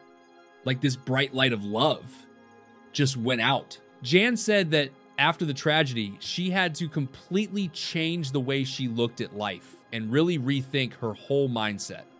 She explained that it's incredibly easy to fall into this dangerous trap of constant what-ifs and endless maybes, replaying everything over and over in your head, all the things that could have happened, should have happened, or felt like they might have been changed somehow. And those thoughts, slowly but surely, just eat you up from the inside. But after losing her daughter, she made a conscious decision to stop using the words "what if" both out loud and in her own thoughts. For her, it became a line between pain you can survive and pain that completely destroys you. There's no purpose in it. It only opens the wounds again and makes everything hurt even more, dragging you back to moments that can never be changed. She said softly, but with real conviction. Accept what is. Try to change what you can, but don't look back and say, "what if?" Her words didn't sound like advice. They sounded like a lesson that came at the highest possible cost. And thank you to everyone who watched. If you'd like to support the channel and help us keep creating content, please don't forget to like, leave a comment, share, and subscribe. It really helps us out, and we truly appreciate it. If he's found guilty, I would like to know that he's behind bars like for a long time. I think it would make a lot of us young women feel safe at home knowing that he's not out and about, like can go into our homes. I would like something big for it to happen to him. I think it will set an example. It'll definitely put a stamp on what we expect here in this community. There's something mentally wrong with him, and my personal feeling would be that he would have become a serial killer if he could have, because his crimes kept getting progressively worse. 4:23 in the morning, 19-year-old Brianna Dennison sends her last message to her boyfriend. She is lying on a couch in her friend's house right next to an unlocked glass door. The house is quiet. Everyone is asleep by 9 in the morning. She is gone. Her phone is still there. Her shoes are still there. Her bag is still there. She disappeared barefoot in the middle of winter. There is blood on the pillow, small stains and spatter. Later, forensic experts will say that at that moment, her face was being pressed hard into the pillow. The blanket is found in the kitchen. Her stuffed teddy bear is missing. There are no signs of a struggle. DNA on the door handle belongs to an unknown man. a few weeks. Later, police find her body a few miles from the house. She is naked, wearing only socks nearby. There is someone else's underwear. Investigators realize this was not random. This is a serial offender who has done this before. And that night, he walked into a house where everyone was asleep, without a sound, without witnesses, and took her straight from the couch. Today's case takes us back to 2008 in Reno, Nevada for 19-year-old Brianna Dennison. Reno was home. Her father passed away suddenly when she was just 6 years old. And even though it was a tragedy, her mom Bridget said, it actually brought them closer and made their family bond even stronger. We had to come together. She became very protective of me, and for good reason, because I was all she had left. The bond between Brianna and her mom was something special. One of Brianna's friends, Danielle, had known her since kindergarten, and she said Brianna and her mom were like best friends. They did everything together. She also said Brianna was the sweetest person she had ever met. And throughout her life, Brianna taught her so much about kindness, and she never missed a single birthday. Not for friends, not for best friends, not for family, not for anyone. She would call every single person on their birthday 2 years after graduating high school. She decided she wanted to go to college, and California was calling her. It wasn't easy for her mom, but Brianna was ready to start a new chapter. She loved studying psychology at Santa Barbara City College, and after graduating, she wanted to work with kids. She had a boyfriend and a great group of friends. Brianna's life was good, even when she wasn't in Reno. She always kept her mom updated on everything going on. She would regularly send her photos and messages, but her mom still worried if she ever had a bad feeling or a dream that something was wrong. She would call Brianna right away just to make sure everything was okay soon. Winter break came around, which meant Brianna would be coming back home to Reno to that January. Brianna and her friends were excited for a packed weekend, snowboarding during the day and parties at night. On Friday, January 18th, Brianna went over to her friend Katie's house. They had been friends since school and were more than ready for a fun weekend to take a break from work and classes. Katie lived in a house near the University of Nevada, Reno campus, and that's where the whole group planned to spend the weekend, according to another friend. Jessica Friday night was great. They danced all night, and when they got back home, everyone squeezed into Katie's bed, planning to do it all again the next day. When Saturday, January 19th came, Brianna went to her mom's place to do laundry, and then they went together to see the new movie, 27 Dresses. Brianna was supposed to go to another concert later, but she wasn't sure. She had caught a cold and wasn't feeling her best, her mom said. And she was getting ready to go. And I said, you can be sick tomorrow. You really love this band. At 9 o'clock that night, she hugged her mom goodbye. Later, she texted her asking if she wanted Brianna to check in. When she got back, her mom told her not to worry since she knew she'd be staying at Katie's house after the concert. Brianna and Katie met up with Jessica, and the three of them got on a shuttle and headed out again. They were dropped off near Sam's Regency Casino Hotel, where the next party was happening. A few hours later, Jessica decided to call it a night and head home. She asked a random man driving through the parking lot in his SUV for a ride, and he agreed. She later said, I probably could have just walked, but it was really cold, so I got into a car right there in the parking lot someone was pulling out. It was a bad idea. Around 3:30 in the morning, Katie and Brianna got back to the house with a friend who drove them. Brianna didn't want to squeeze into Katie's bed, so she decided to sleep on the couch. The couch was right next to a set of glass doors. Those doors were never locked. The house itself was described as something like a hotel. People were constantly coming and going whenever they wanted. Brianna and Katie said goodnight to each other. At 4 o'clock at 4:23, Brianna sent a message to her boyfriend in Oregon, and after that, the house went quiet. Katie and Jessica woke up around 9 in the morning. Jessica later described what happened next. We walked into the kitchen and started making breakfast. The kitchen was right in front of the couch, but Brianna was no longer there. Katie pointed at the couch and said, "Where's Brianna?" They figured she might be upstairs in one of the empty rooms the roommates had. At first, they didn't think much of it. Katie knocked on the door where she thought Brianna was sleeping and said it was time to get up at 9:45. She tried again, but there was no response. She started banging on the door, but still nothing. And that's when it became clear Brianna wasn't in the house. Katie said her phone was there, her shoes were there. I know she went to sleep in a tank top, her bag was there, her whole life was there. I just couldn't understand where she could have gone. It was winter in Reno, and the freezing temperatures and snow made it extremely unlikely that she had left on her own. When Katie realized all of Brianna's belongings were still there, she called her mom while waiting for Bridget to arrive. She noticed something on the pillow she had given Brianna. There was blood, 2 small stains, and a light spatter. She immediately called Bridget back, hysterical and crying, saying there was blood on Brianna's pillow. She asked if she should call the police. Bridget said yes, and told her she was on her way as fast as she could. Soon, Brianna's mom, her aunt, and the police were all at the house.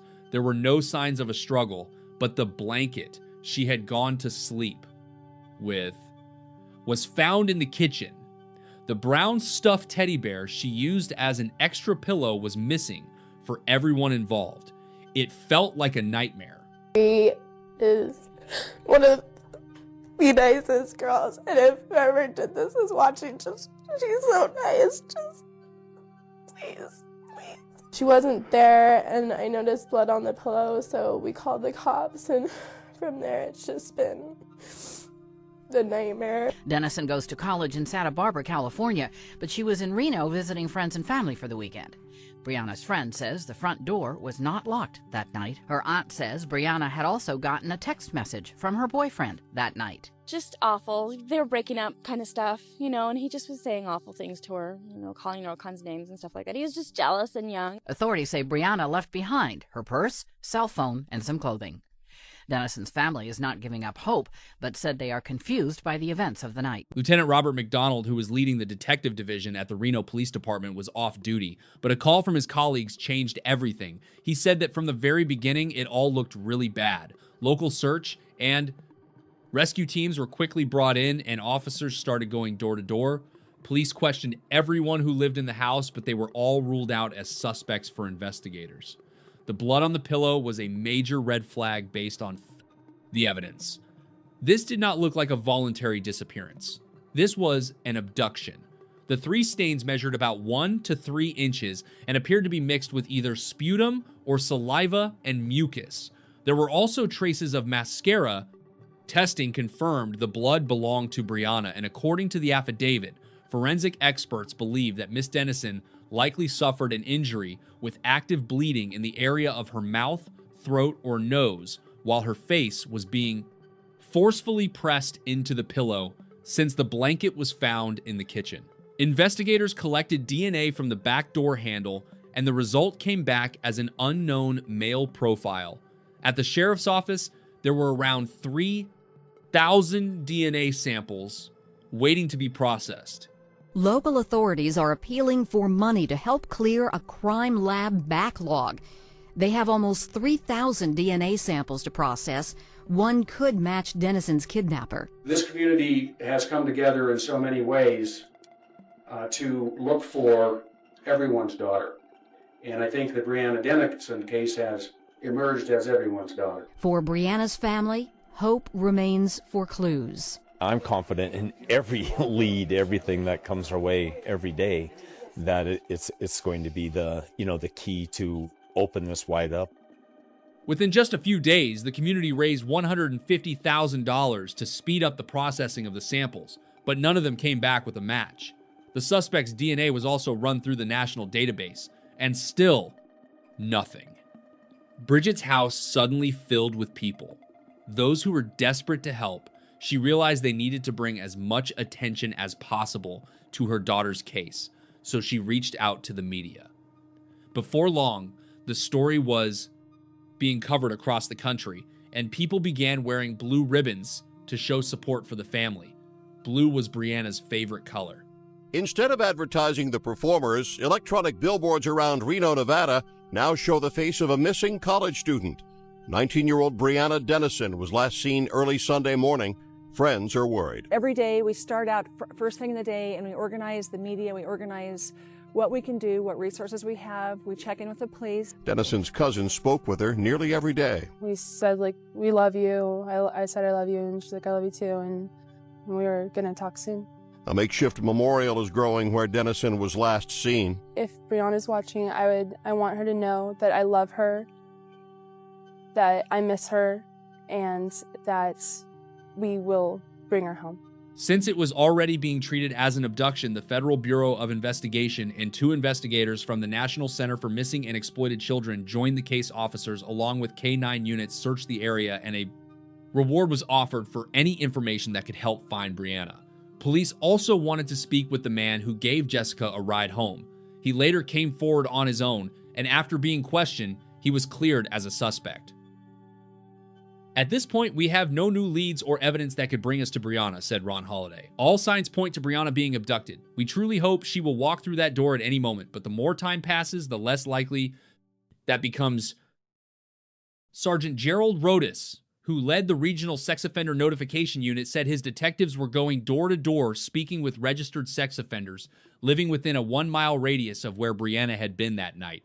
They also checked a neighboring house, and the man who lived there told them something deeply unsettling. He said that early that morning, sometime between 4:30 and 5 o'clock, he was sitting in his living room with the lights off when he noticed a shadow outside his house. Then someone tried to force the door open. He said you could hear someone pushing on the handle and trying to shove the door. But I didn't get up to see who it was. I didn't think much of it. I figured it was just some drunk guy who got the wrong house and was trying to find his way home. By Monday, January 21st, police had already brought in dogs and helicopters, and people from the community were showing up in large numbers to help search. Hundreds of volunteers moved through the area on foot in the snow looking for any sign or clue they checked. Drainage systems, opened manholes, searched fields, rivers, ditches, literally everything. And for investigators, something else became clear. This likely was not this person's first crime. They believed it was the same man connected to 2 earlier sexual assaults on campus. Going back to November 13th, 2007, a 21-year-old student was in a parking lot when she was attacked from behind, forced to the ground at gunpoint, and an assault was attempted. He told her not to scream, but she did, and it scared him off. He ran, dropping what appeared to be a pack of condoms as he fled. Then on December 16, 2007, early in the morning, a 22-year-old exchange student was grabbed from behind right outside her home. He covered her nose and mouth, and she passed out from not being able to breathe. When she came to, she was already inside a pickup truck. The vehicle only drove a short distance before he assaulted her inside the cab. He told her not to look at him. When he brought her back, he told her to get out of the truck and not turn around. She later told police he was a white man with hair on his chin and tanned hands.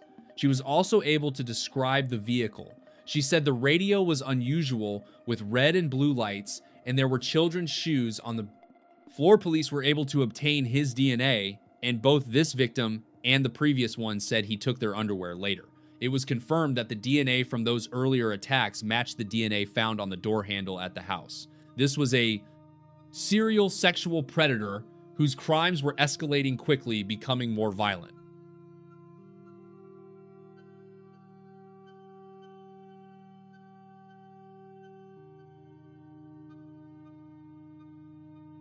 Investigators also believed that an attempted break-in at the exchange student's house was likely the work of the same man. She woke up to the sound of someone trying to force their way in through the back door.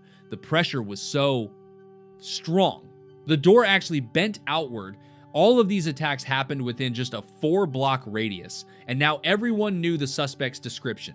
A white male between 28 and 40 years old, about 5 foot, 6 to 6 feet tall, driving either an SUV or an extended cab pickup. People were terrified, and gun sales spiked quickly.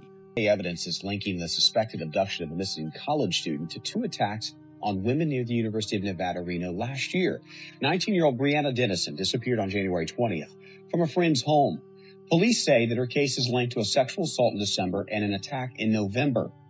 Now, police have released this sketch of the suspect and a separate attack near the university back in October. Investigators believe that this person could be tied to the other 3 cases. Adding to the description, police said this was a man who blended in someone who quietly stalked his victims but became more violent with each new attack.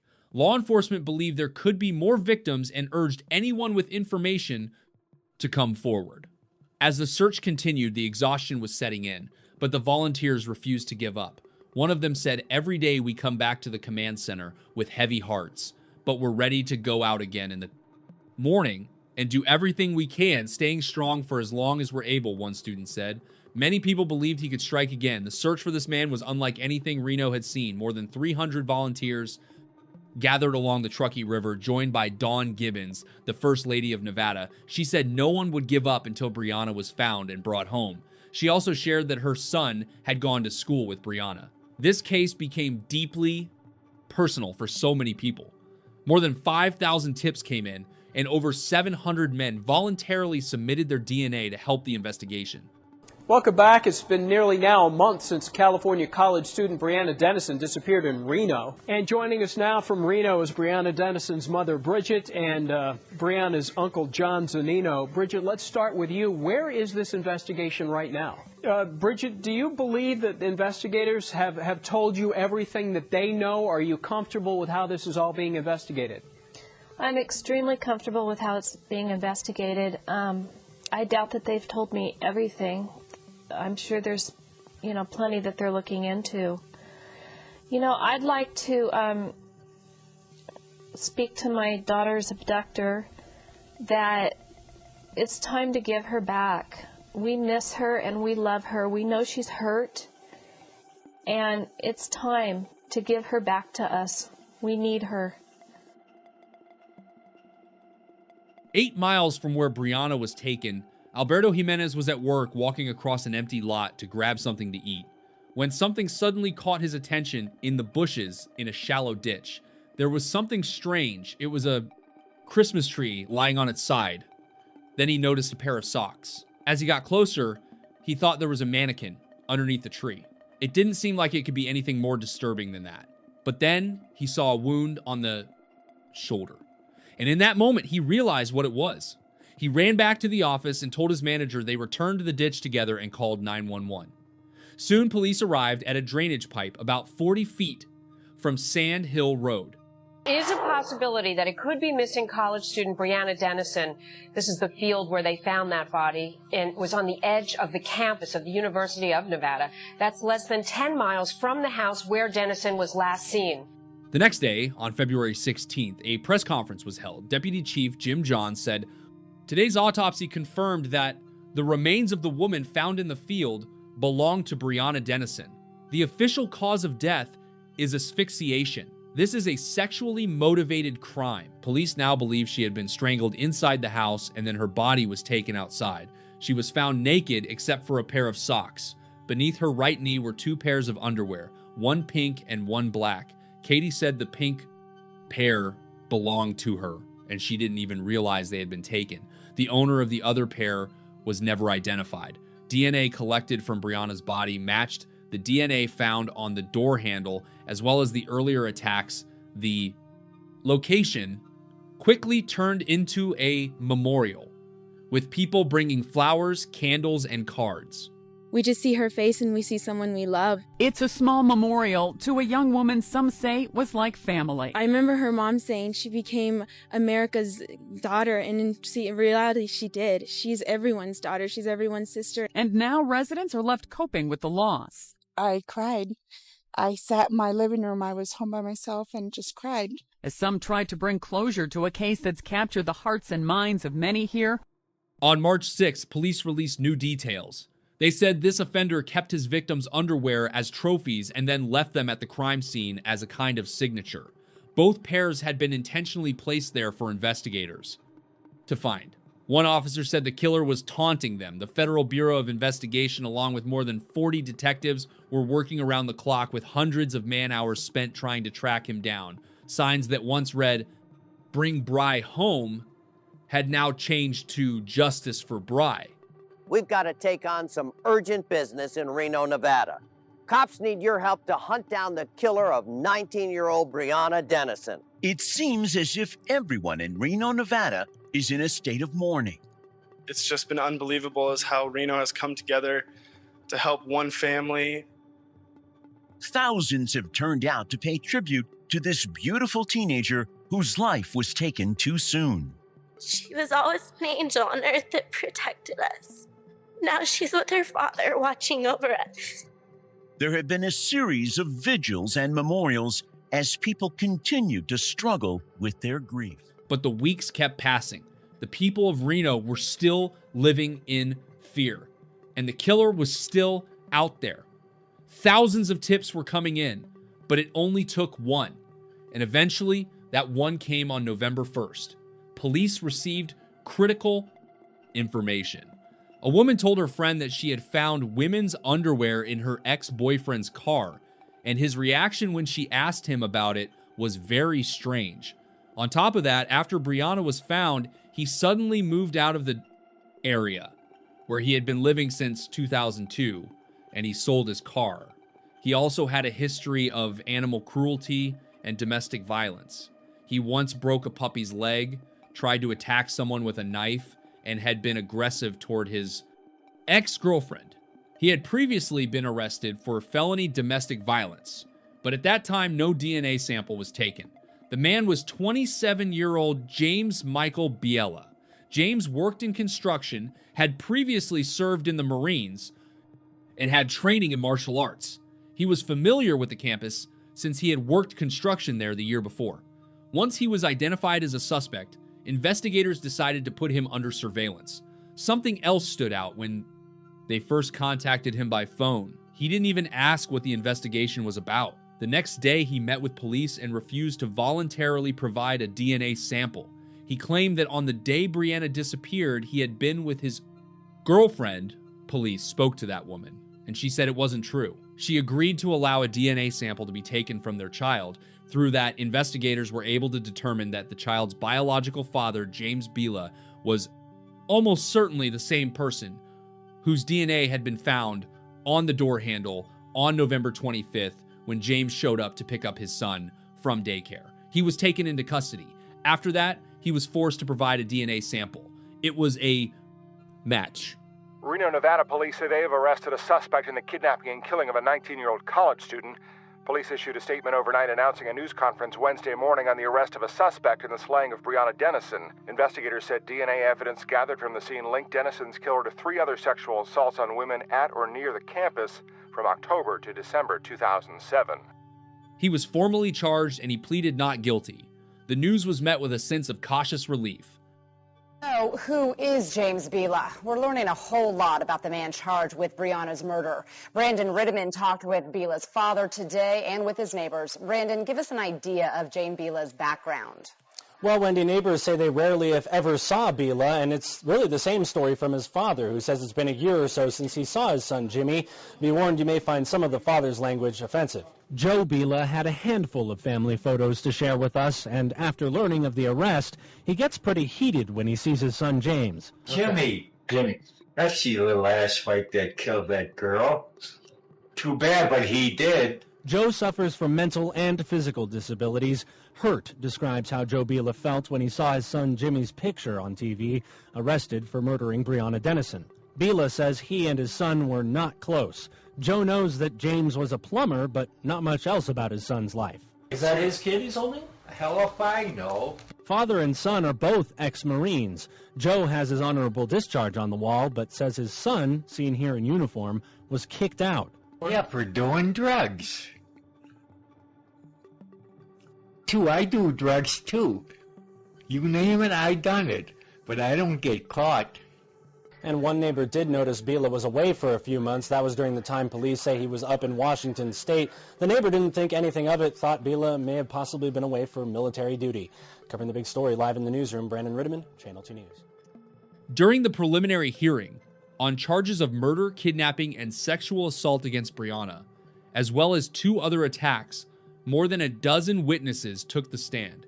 Among them was a forensic pathologist, Ellen Clark, who testified that the marks on Brianna's neck were consistent with one of the pairs of underwear found near her body, and that it could have been used to strangle her. 2 women who survived earlier attacks also testified. One of them said she was attacked in a parking lot near the campus police station, and she identified her attacker as James Michael Biela. The other woman said she never saw his face, but was able to describe his vehicle. Gray fibers found on the victim's clothing matched fibers from inside his car.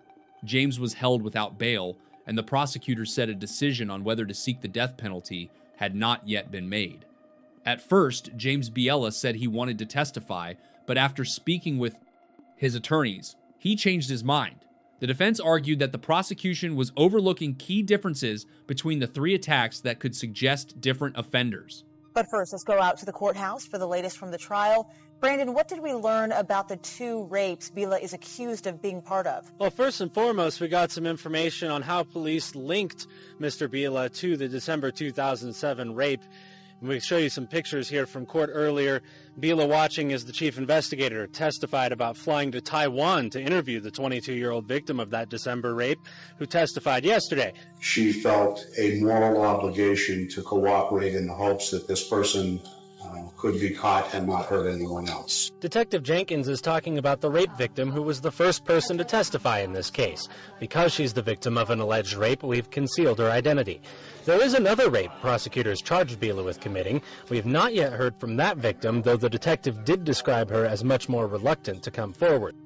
When photos of the body were shown in court, Ellen Clark said she could not determine exactly how long Brianna had been dead or how long her body had been at that location. Prosecutors called Bila's former supervisor, John Latham. Latham said on February 15, 2008, after Brianna Dennison's body was found that same morning, Bila quit his job, took his last paycheck, and moved to Washington State. Also that same day, Latham talked with Bila about the discovery of the body. I asked him how he felt about her being found, and his comment is that she... And I know there was some colorful language. Say exactly what he said. The bitch probably had it coming. Then he says Bila cracked a smile. The defense asked Latham whether he reported it to police. No, I did not. He always had that sense of humor, and a lot of guys have that humor. And we've heard testimony that the defendant kind of fancied himself a bit of a comedian. He was a funny guy. So the bitch probably had it coming might be a very poor attempt at humor from anybody other than the person who strangled the life out of Brianna Dennison. You could probably apply that to all three victims in this case. He probably figures that all three of them had it coming. The exhausting 3-week trial was coming to an end. After 6 hours of deliberation, the jury reached a verdict. And again, a jury of 7 women and 5 men. They've selected a foreman to hand down the verdict. It took them more than 6 hours. Apparently they are walking in right now. And then we should hear the verdict momentarily. We, the jury, in the above entitled matter, find the defendant, James Michael Bila, guilty of count 1, sexual assault. We, the jury, in the above entitled matter, find the defendant, James Michael Bila, guilty of count 2, kidnapping in the first degree. We, the jury, in the above entitled matter, find the defendant, James Michael Bila, guilty of count 3, sexual assault. We, the jury, in the above entitled matter, find the defendant, James Michael Bila, guilty of count 4, murder in the first degree of Brianna Dennison. We, the jury, in the above entitled matter, find the defendant, James Michael Bila, guilty of count 5, sexual assault on Brianna Dennison. The next phase was sentencing life in prison, or the death penalty. During this stage, his siblings testified that they had grown up in an extremely abusive and violent household where their father terrorized the family. The defense tried to argue for life without parole, pointing to his traumatic childhood and lack of prior convictions, but it didn't convince the jury. James Michael Bila was sentenced to death. One voice in court said this is a fair and deserved verdict. The district attorney added, cases like this only strengthen my faith in the jury system.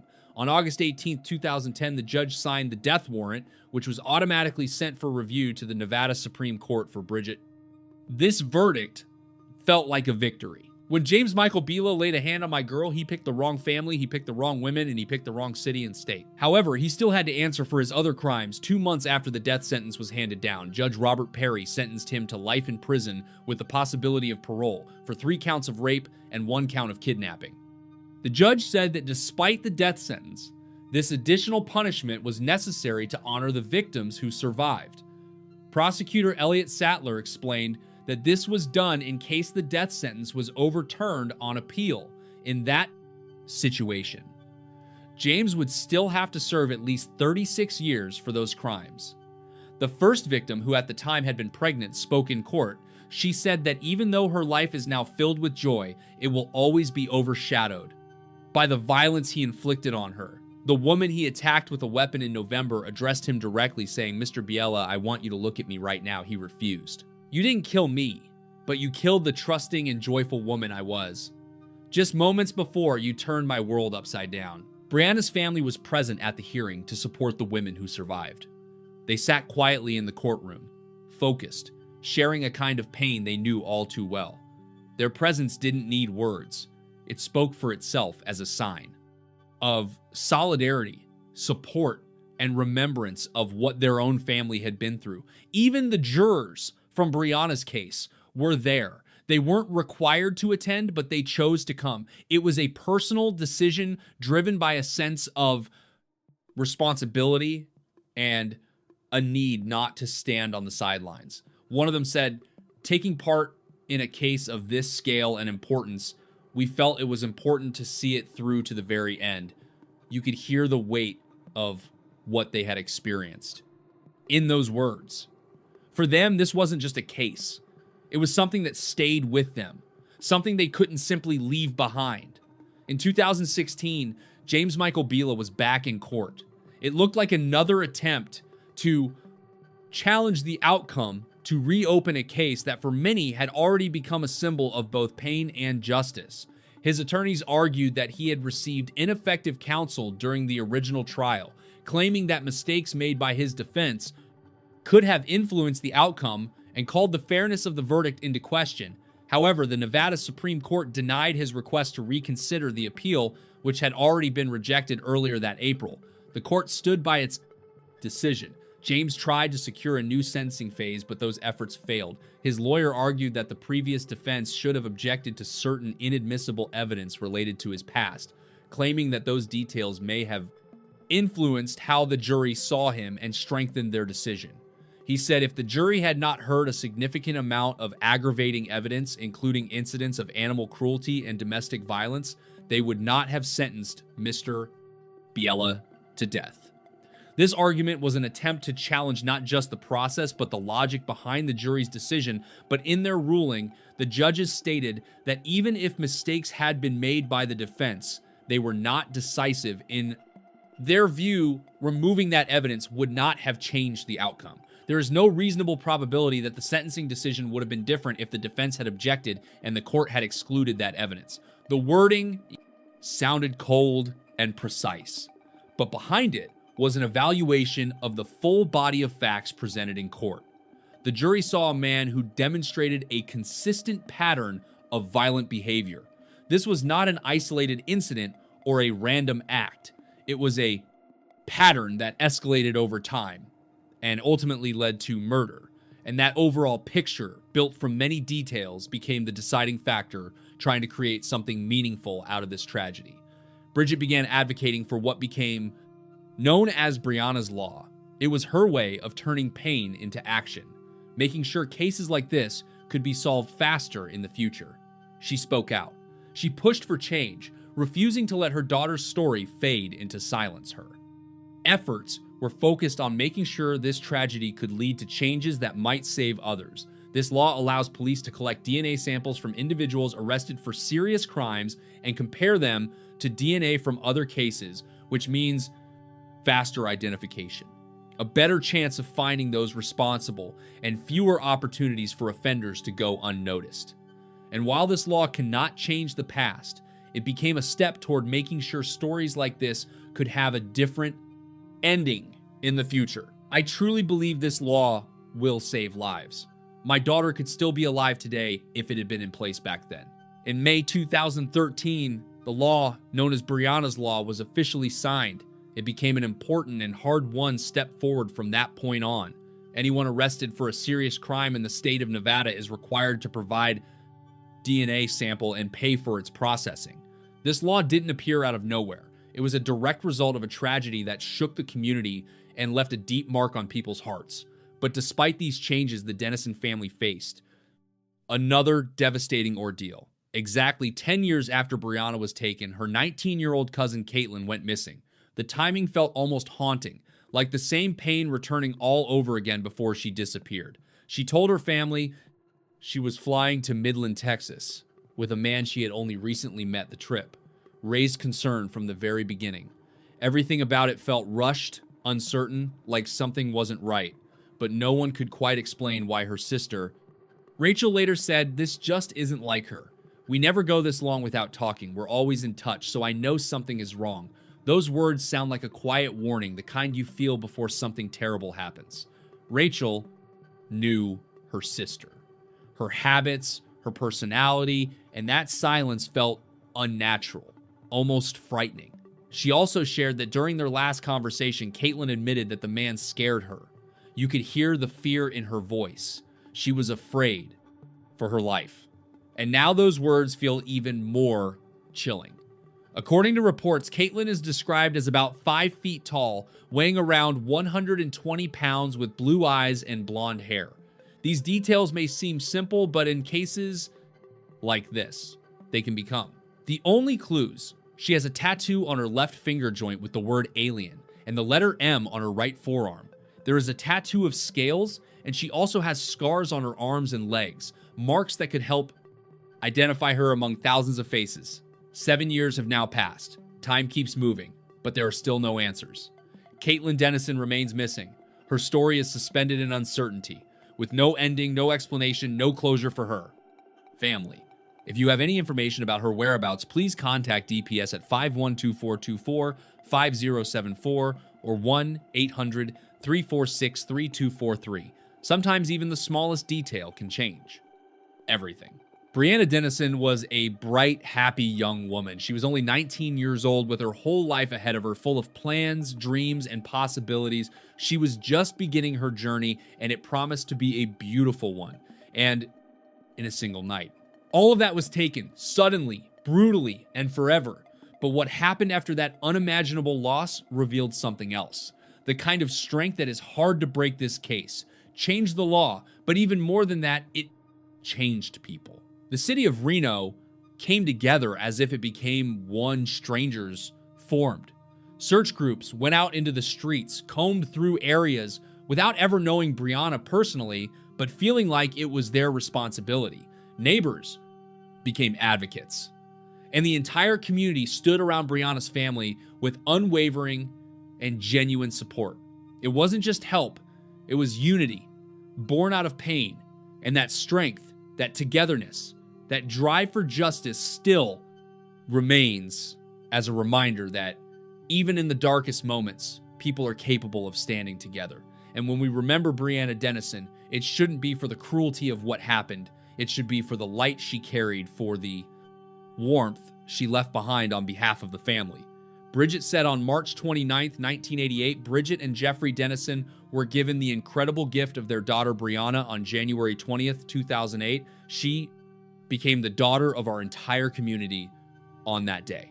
Her name brought people together. We want to say that we are grateful for so many things, grateful that Brianna was in our lives for every moment we had with her, grateful for the joy she gave us, for her laughter, for the light she shared with others, and for the precious memories of her that have become a source of comfort, memories that give us the strength to see beyond our pain, that hold us up even when it feels like we have nothing left.